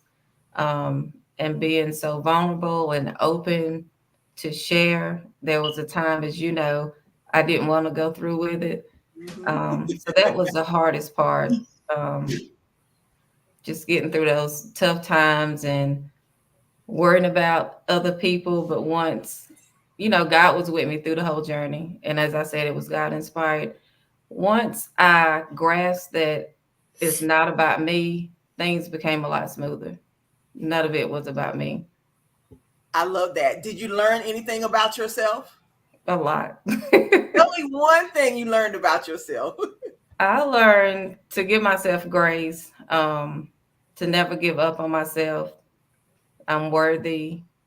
God does have a purpose and plan for me, no matter what things look like or what I came from, what I went through, there's purpose for me. So you just gave a whole sermon in just a few seconds, right? You know that. Good stuff. All right, Clintoria, what was the hardest thing? Just one. Go for it. Share. No, seriously. I would say both books had their challenges. For me, the first one, the hardest part was because I shared some really raw information, raw things about me, experiences. And I think when I started writing, I thought that I was completely healed from it, but I wasn't. And so I had to step back and just do some self-reflection before I finished the book. So that was the hardest part, and honestly, just getting started with the first book, because no one in my family had written a book before. And I think the biggest frustration for me is the people that I reached out to prior to reaching out to Regina and some other people, is the lack of willingness to share information. That was really hard and very frustrating for me. I reached out to several authors, and I thought that they would be more forthcoming with sharing their experiences, giving me some guidance, but crickets. That was very frustrating. I'm sure. And what did you learn? And not even just about yourself, just what did you learn in general through the process of both of those books? You know, after with both of my books, what I realized that we are more alike than what we think. Pain doesn't care what your ethnicity is, what family you come from, your gender. It doesn't care. And there's a lot more that unites us than we think. And just from the feedback that I've received from both of the books, we all walk similar journeys. Yep. Absolutely. You know, I think it's a divine appointment that the conversation we're having tonight with the two of you, the commonality is the pain you've experienced, right? And how you have taken that pain. And we've heard it so many times, right? It's almost cliche, turning your pain into purpose, but really there is purpose, and you're now sharing the story, right? So that others can identify or feel like they're not alone.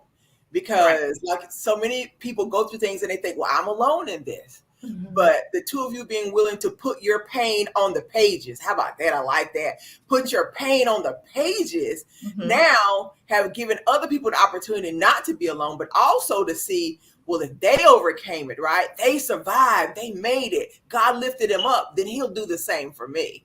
So my next question is right along that line. Do you feel like what you did was a calling? Do you feel like there was a greater purpose than just you writing a book, Tralethea? I do.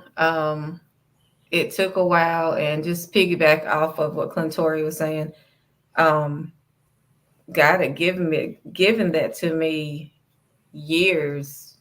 I want to say before I met her, but in meeting her, that's how I found you as a publisher. But I feel, yes, that it did. I got off track a little bit, but yes, that it does.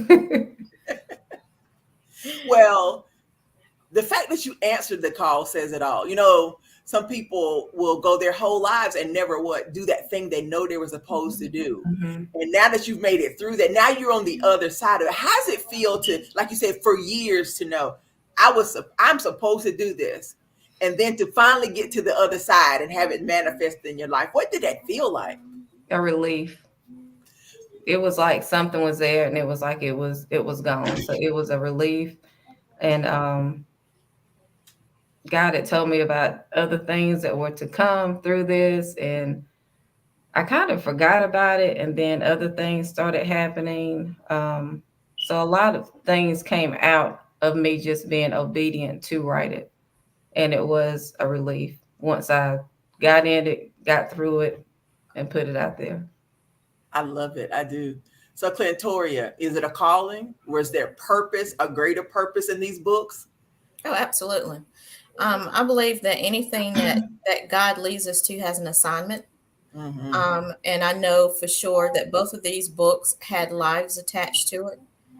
That's why it's important for us to move when God tells us to move and do something. Because if not, we can be a stumbling block from somebody else because we are walking in disobedience.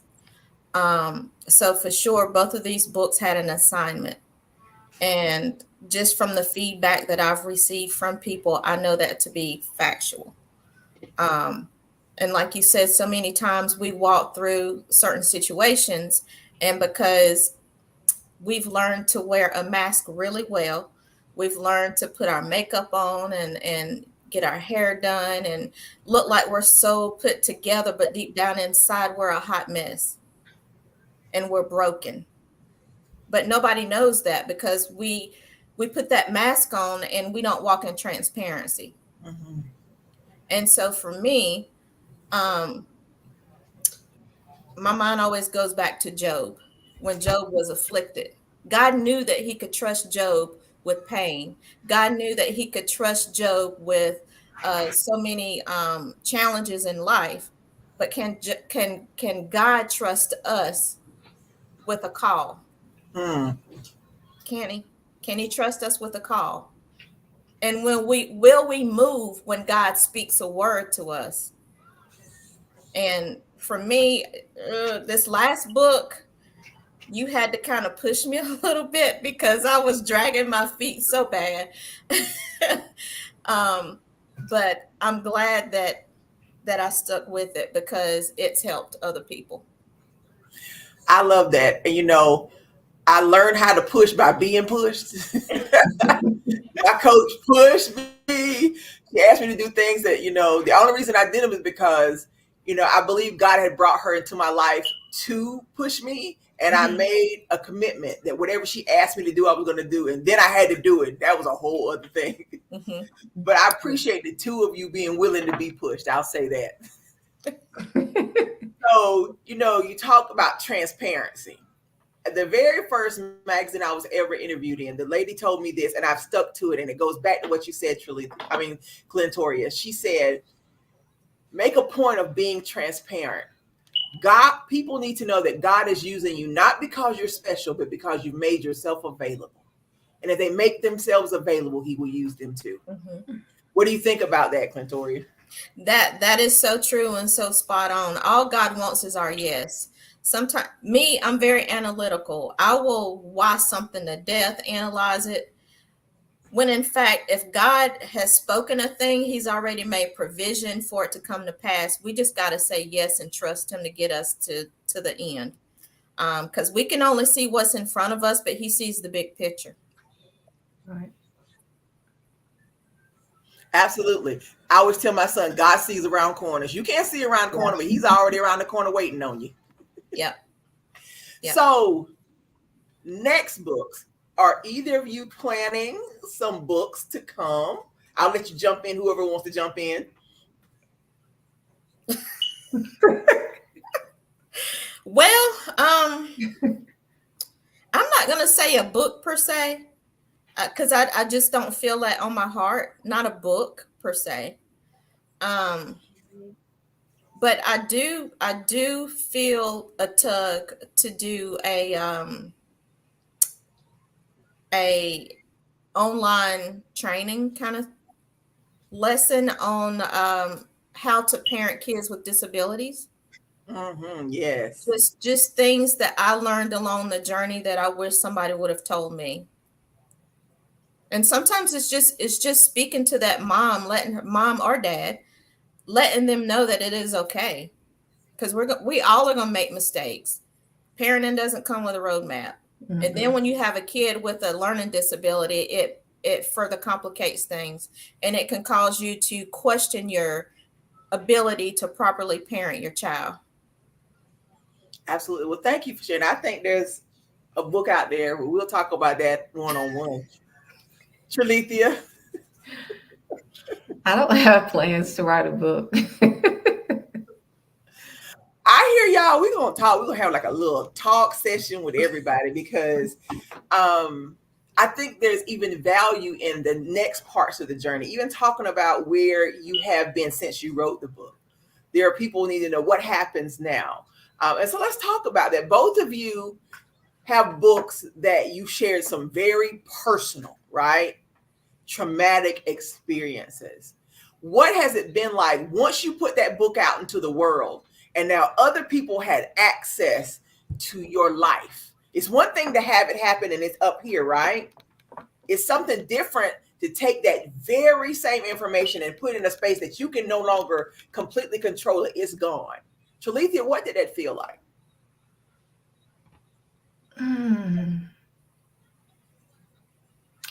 Power in a sense, but in a good way. Um, and to know that from people's responses, of course, I wasn't the only one. And to hear it, it was heartbreaking, but it was also letting me know I was on the right path of, what I was being obedient to. Um, so I would just say power in a good way. Thank you, Clintoria. I think for me it was very eye-opening.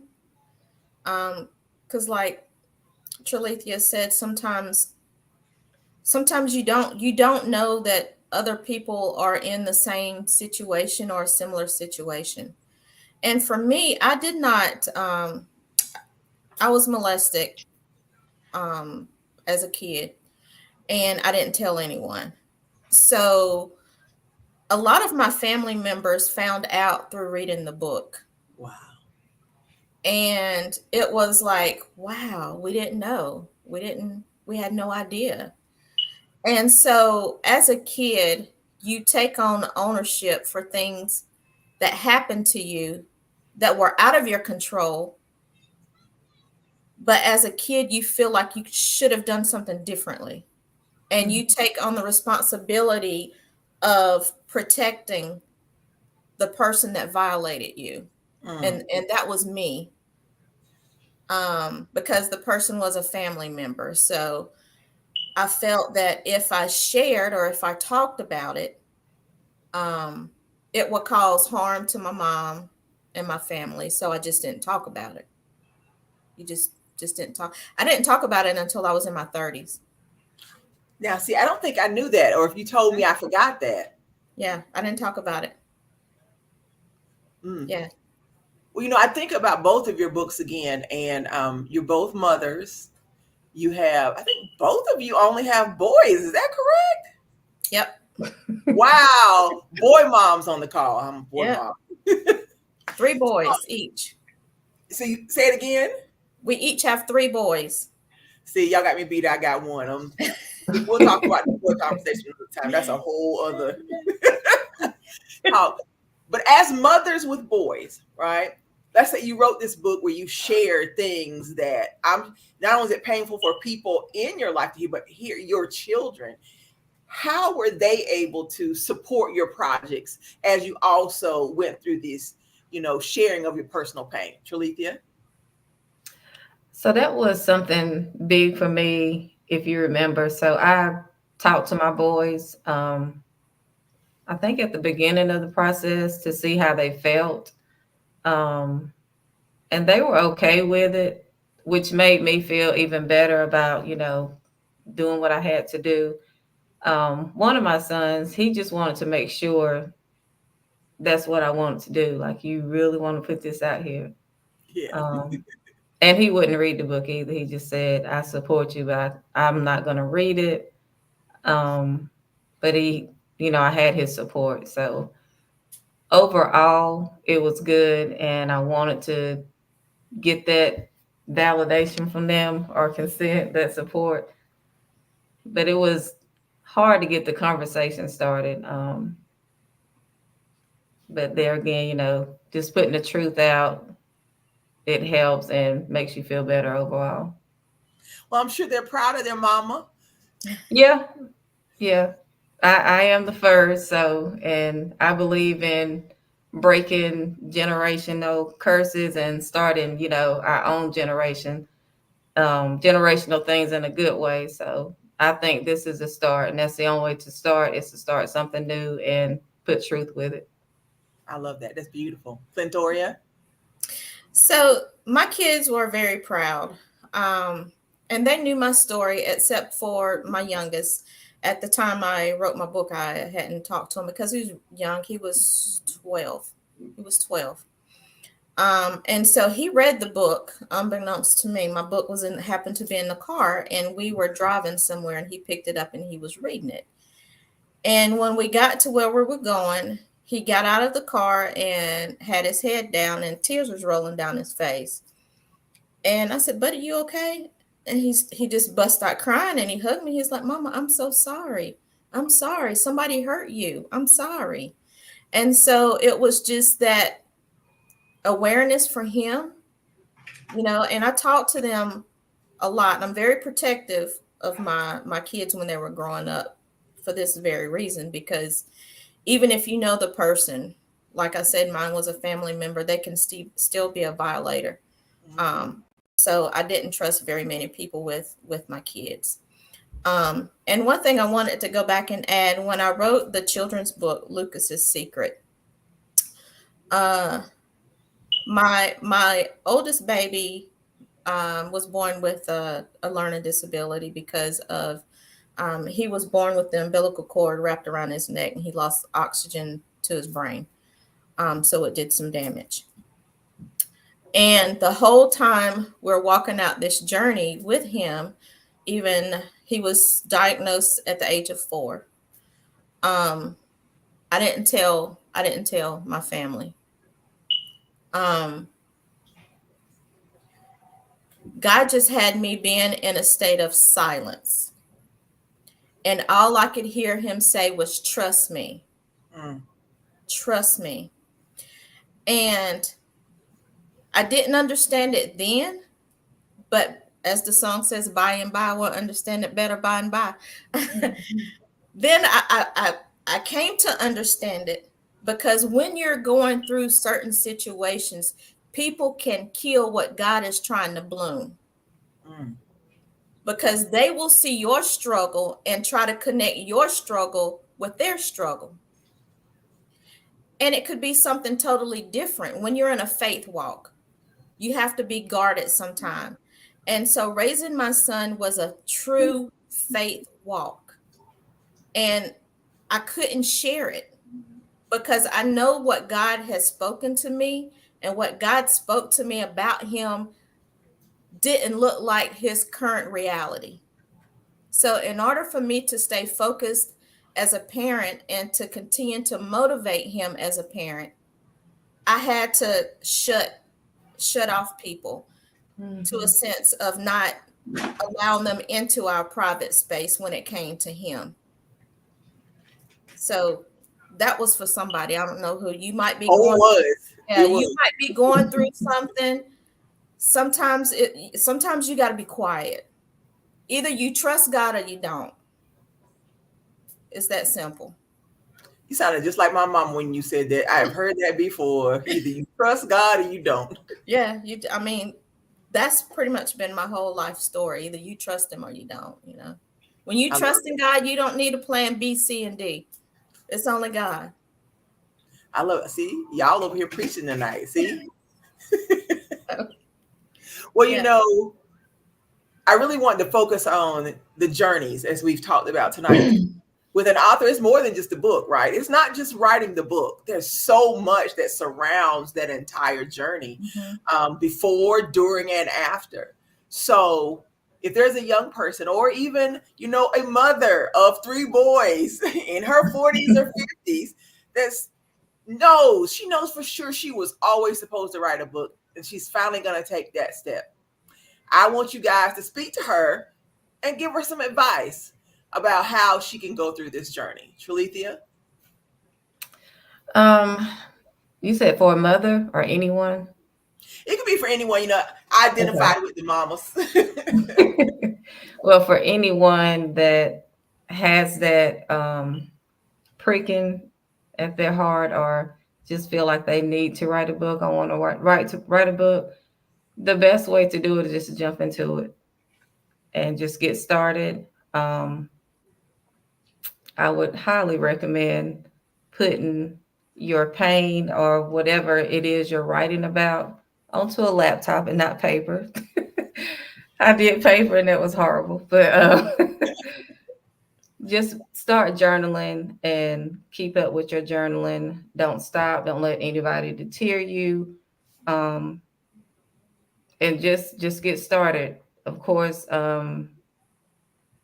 as far as resources, if this person is on here, I highly recommend you, and Clintoria for that matter. because she's written 2 books. But the best way is to jump into it and just get started and just don't stop. Just don't look back. You're going to face challenges, but that's everything in life. And that's just only going to make you stronger as a person, as a writer, with the whole process, but don't stop. I love that, Trulitha. And you're right. They're all going to face challenges. That was the conversation we had early on. The challenges are coming. So let's go ahead and prepare ourselves now so that it doesn't get us off track and you getting this out and fulfilling the call that God placed on you. So, Clintoria, what's your advice? What are you going to tell them? I would say don't overthink it.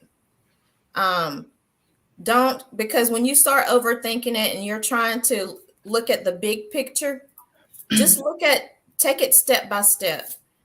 For me, when I started writing my first book, God would always drop little nuggets when I'm in the car. I guess it's because I was by myself and it was quiet. And so I purchased me one of those handheld recorders. And so when God would drop little nuggets in my spirit, I would take out my recorder and speak into it so that I would have, the words to add into the book. Just start somewhere. Just start somewhere. Don't get so wound up on what people will say, what people will think, and all that stuff. Just know that if God spoke it to you, that God will equip you to bring that thing to pass. He will send you the right connections. He will give you the words to say. He will give you the finances to see it to pass. Just do it. All he wants is your yes. Just say yes and get busy. I love that. Both of y'all talking about just making that step. I tell people all the time that faith is an action where you show your faith through your movement. Not sitting there thinking about it. If God told me to write a book, I'll do something. And you don't have to start in one specific place. Just get it out of you, right? I love the whole idea of using the recorder when the thoughts come to mind. Let me just get this out of me so I can have something I can work with later. I'm trying not to get emotional. I think about the two of you and the journeys you've been on and just how it blessed me to see you evolve and change and grow and to accomplish those things that have been in your heart. And that's a blessing to me. So I thank both of you publicly for allowing me to be a part of the journey and a part of the process. And I just look forward to seeing you both continue to rise and continue to do the things that I know God has purposed for your life. So that leads me to this. What's next? I know you guys are both working on other types of projects. So tell me what you got going on, Trulithia. Right now, I started a website inspired from my book, Grow Up, Grow Through It. And that's something that God gave me after the book. So I have a logo with those things on it. Just inspirations, daily inspirations on the coffee cup, sweatshirt, shirts, anything. Well, not anything, but just a few things as a reminder that, grow up and grow through it. Not literally like grow up in an immature way, but continue to grow up. We all should be growing and evolving no matter the age, and just growing through things. We're going to always be going through things, so grow through it. I love that. I've seen the things and they're beautiful. You guys definitely did check it out. Can you go ahead and share your website right now? I can. It is www.growupandgrowthroughit. And you can purchase the items on there and shop. They're really nice items too. Awesome. All right, Clintoria, what's next? Well, I am on this journey at the moment of rediscovering who I am as an individual, because I am getting ready to go through this empty nester thing that this mama's heart is struggling with a bit. My youngest will be graduating high school this year and going off to college. So I am doing some work on myself. And also looking to relaunch my podcast within the next couple of months. And looking at relaunching my coaching. I am preparing to go through another certification that will better equip me as far as my coaching. And who knows? We'll see what else God says. I love that so much. I do. So, any final words of encouragement for our audience in general? It might be an author, it might just be someone who's going through a hard space. Maybe it's someone who's been abused like you were, and they just need to hear something that will help them get to the next day. Trilithia? Yeah, so final words of encouragement. I would just say, no matter what you're going through, just know that you're not alone. You don't have to be alone. Don't be afraid to reach out to anyone or think that you're bothering anybody.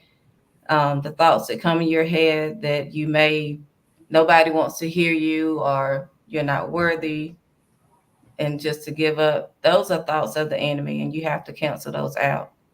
So when those thoughts come, know that you are more. See the other side of it, that is confirmation that you are more, you have a purpose, you're supposed to be here, and just be encouraged and know that God sees all and God has all. So God has his hands on you, and don't ever think that he doesn't, and reach out to someone, even if it's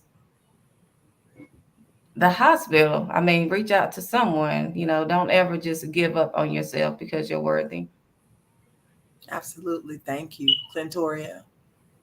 Well, first of all, if you're in need of a great coach, reach out to Miss Regina Sunshine Robinson. She will help you get your whole life together. But yeah, as far as encouragement, you got this. Whatever it is, you got it. If you're going through heartache, you got it. God knows your beginning and your end, and he knows everything in between. Lean on him. Find you that one good person that you can trust, and don't be afraid to confide in them. And always try to find the positive. Even during the bad things, try to find something good to celebrate. Because so many times we get focused on the negative and what we're going through and what we don't have. There's always someone who would wish that they were in your current state. You may think that your situation is so bad, but there is somebody who would trade places with you in a heartbeat. Mm-hmm. Absolutely. Go ahead. Yeah. Now, I was just going to say, like, our worst day is somebody else's best day. Stay focused, positive. And that is so true. I think about what I've been through this last year. To the audience listening, I lost both of my parents within 27 days of each other. And this last year has been the hardest year of my life. And before all this happened, I thought I had some hard days, Clintoria. I thought I had some hard days. I give anything for those hard days versus these hard days. Yeah. So we have to be thankful for where we are and what God is doing, for how he's blessed us in the very moments we're living in. And when it is hard to get up.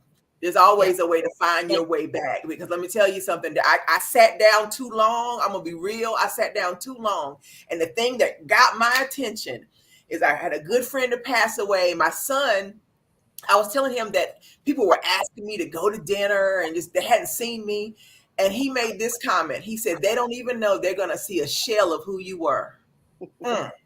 Thank you, ladies, for your time this evening. I really do appreciate it. I have two questions for you. Now, you said your websites for the names of your book, for your to purchase your books. That it went a little fast, and I'm getting up there. I couldn't quite keep up with what it was. One was Grow Up and Grow something, I think, but I missed it. Can you repeat that one for me? If you go just to www.TRELITHIA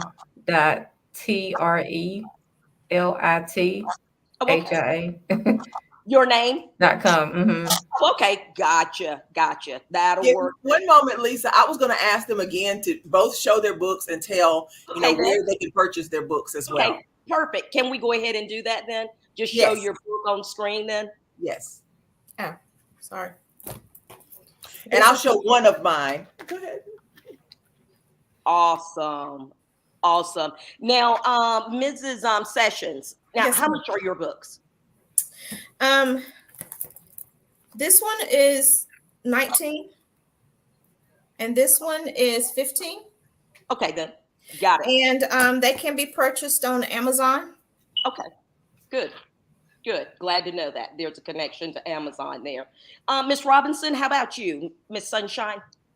You can find all of my books on Amazon.com, and you can find me at reginasunshine.com. And thank you guys so much for this opportunity. You are very welcome. All right, Miss Harbin, how about your book, An Open Window? How much is that one? It's 14 and it can be purchased on Amazon as well. On Amazon too. All right then. Well, ladies, I do appreciate it. I appreciate your time for the night and hope to see you back again soon. Thank you. Thank you so much for being a part of our event today. Thank you. Thank you.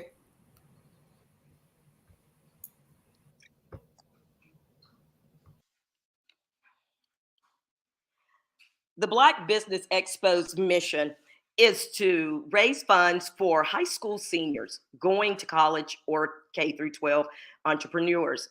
This expo is a fundraiser for students. You may go to www.blackbusinessexpousa.com to donate to the scholarship fund or to use the Cash App that's on the screen below and say $BBXUSA. That's $. Bravo, Bravo, X-Ray, Universe, South Alabama. Our goal is to give laptops and up to $5,000 to 10 students. Students can register online at that same web address, www.blackbusinessexpousa.com.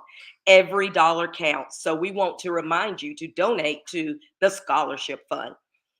We'd also like to thank our Black Business USA sponsors for February 2024, NC 100, Moody Capital Partners, Suede Soul, Latouche Richer Coaching and Training, Carolina, Virginia Minority Supplier Development Council, Step Management, BHS and Associates, Margie McLean Foundation Incorporated, Hello LLC, Genius is Common, Earth Essentials, Mullane Shawnee Global, 5-Star BDM Media, Executive Women's Success Institute, The Quality Coaching Company, Superwoman Business Services, Creative Force Studio, Lee Entertainment, Artistic App Design, Black Business Expo USA. Genius is common, and I'll see you on the other side. Hey everyone, it's Grant McGaw, CEO of 5-Star BDM and host of the award-winning Follow the Brand podcast and TV series, where I help you to build a 5-star brand that people will follow. My genius is personal brand development through intelligent communication and helping you achieve your business and career goals. I am a requested speaker on digital technology and brand development issues. I want to work with you to increase the value of your current opportunities while attracting new ones. Every one of you is unique, and we all share challenges that can be addressed through smart branding. As a super connector, I work with you as an executive coach to guide you along the complicated business and career development road, providing the enhancement tools and information you need to succeed.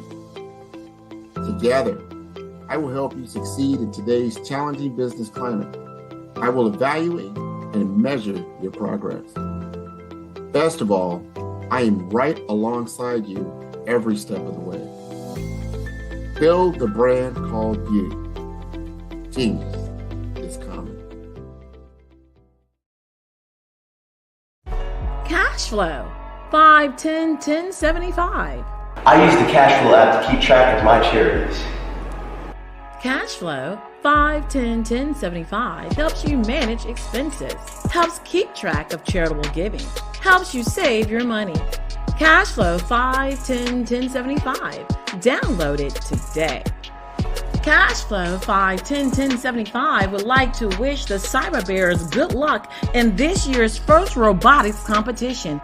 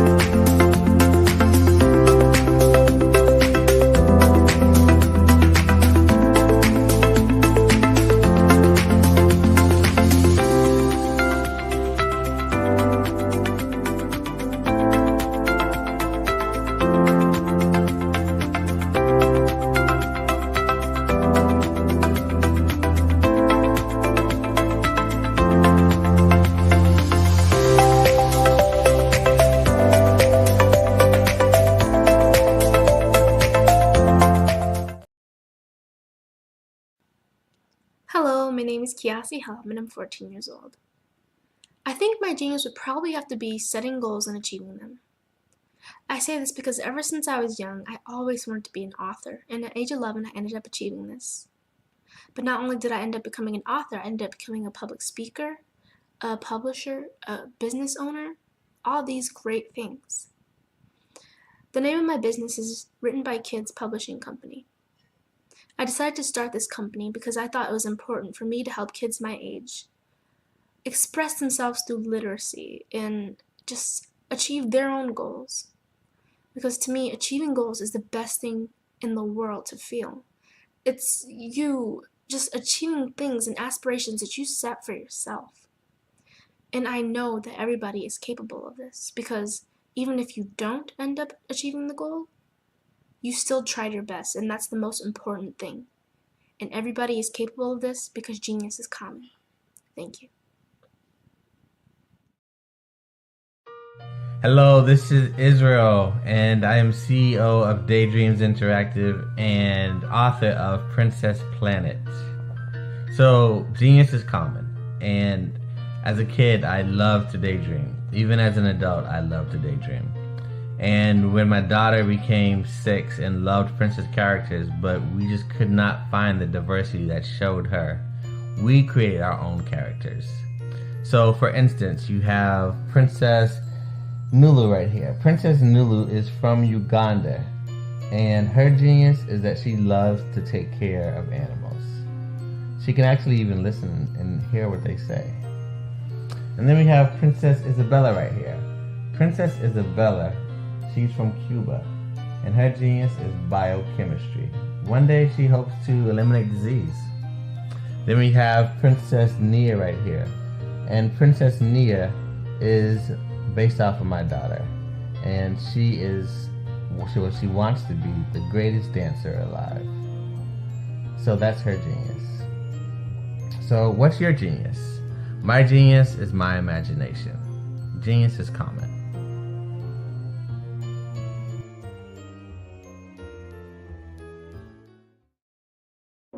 Ladies and gentlemen, and fellow professionals, please allow me to introduce myself. I am David Jones, the co-founder and CEO of the Hello LLC, where I am passionately dedicated to guiding individuals and businesses toward their own return on time investment. Time is my only competition. With over 20 years of experience as a corporate C-level executive, I bring a wealth of knowledge and expertise to the Hello LLC. My career journey has been marked by a relentless pursuit of excellence in marketing, strategy, and business management leadership. I have had the privilege of working with renowned Fortune 500 companies such as Xerox, American Airlines, Hilton, and Geico. However, what truly drives me is the transformational work we do at the Hello LLC. We are pioneering a new approach to business in the metaverse, where we empower businesses and individuals to build strong foundations, automate their processes and systems, while thriving in the ever-evolving digital landscape. More than just a 3D digital marketing agency, the Hello LLC is truly a community built on love, kindness, and integrity. We want more for you than from you. As I often say, collaboration is the new competition. In an era where time is the most precious commodity, I am here to guide you toward your own return on time investment, because if time was sold in stores, it would be sold out. With a deep commitment to excellence and a strong belief in the power of community, I don't just lead a company, I lead a movement into the future of business. Ladies and gentlemen, it is both an honor and a pleasure to be your guide on this remarkable journey. I am David Jones, and together, we will embrace a future marked by success, collaboration, and the transformative work we do at the Hello LLC. Hello stands for helping everyone live life optimally. So, let's make that pivot together and start living life optimally today.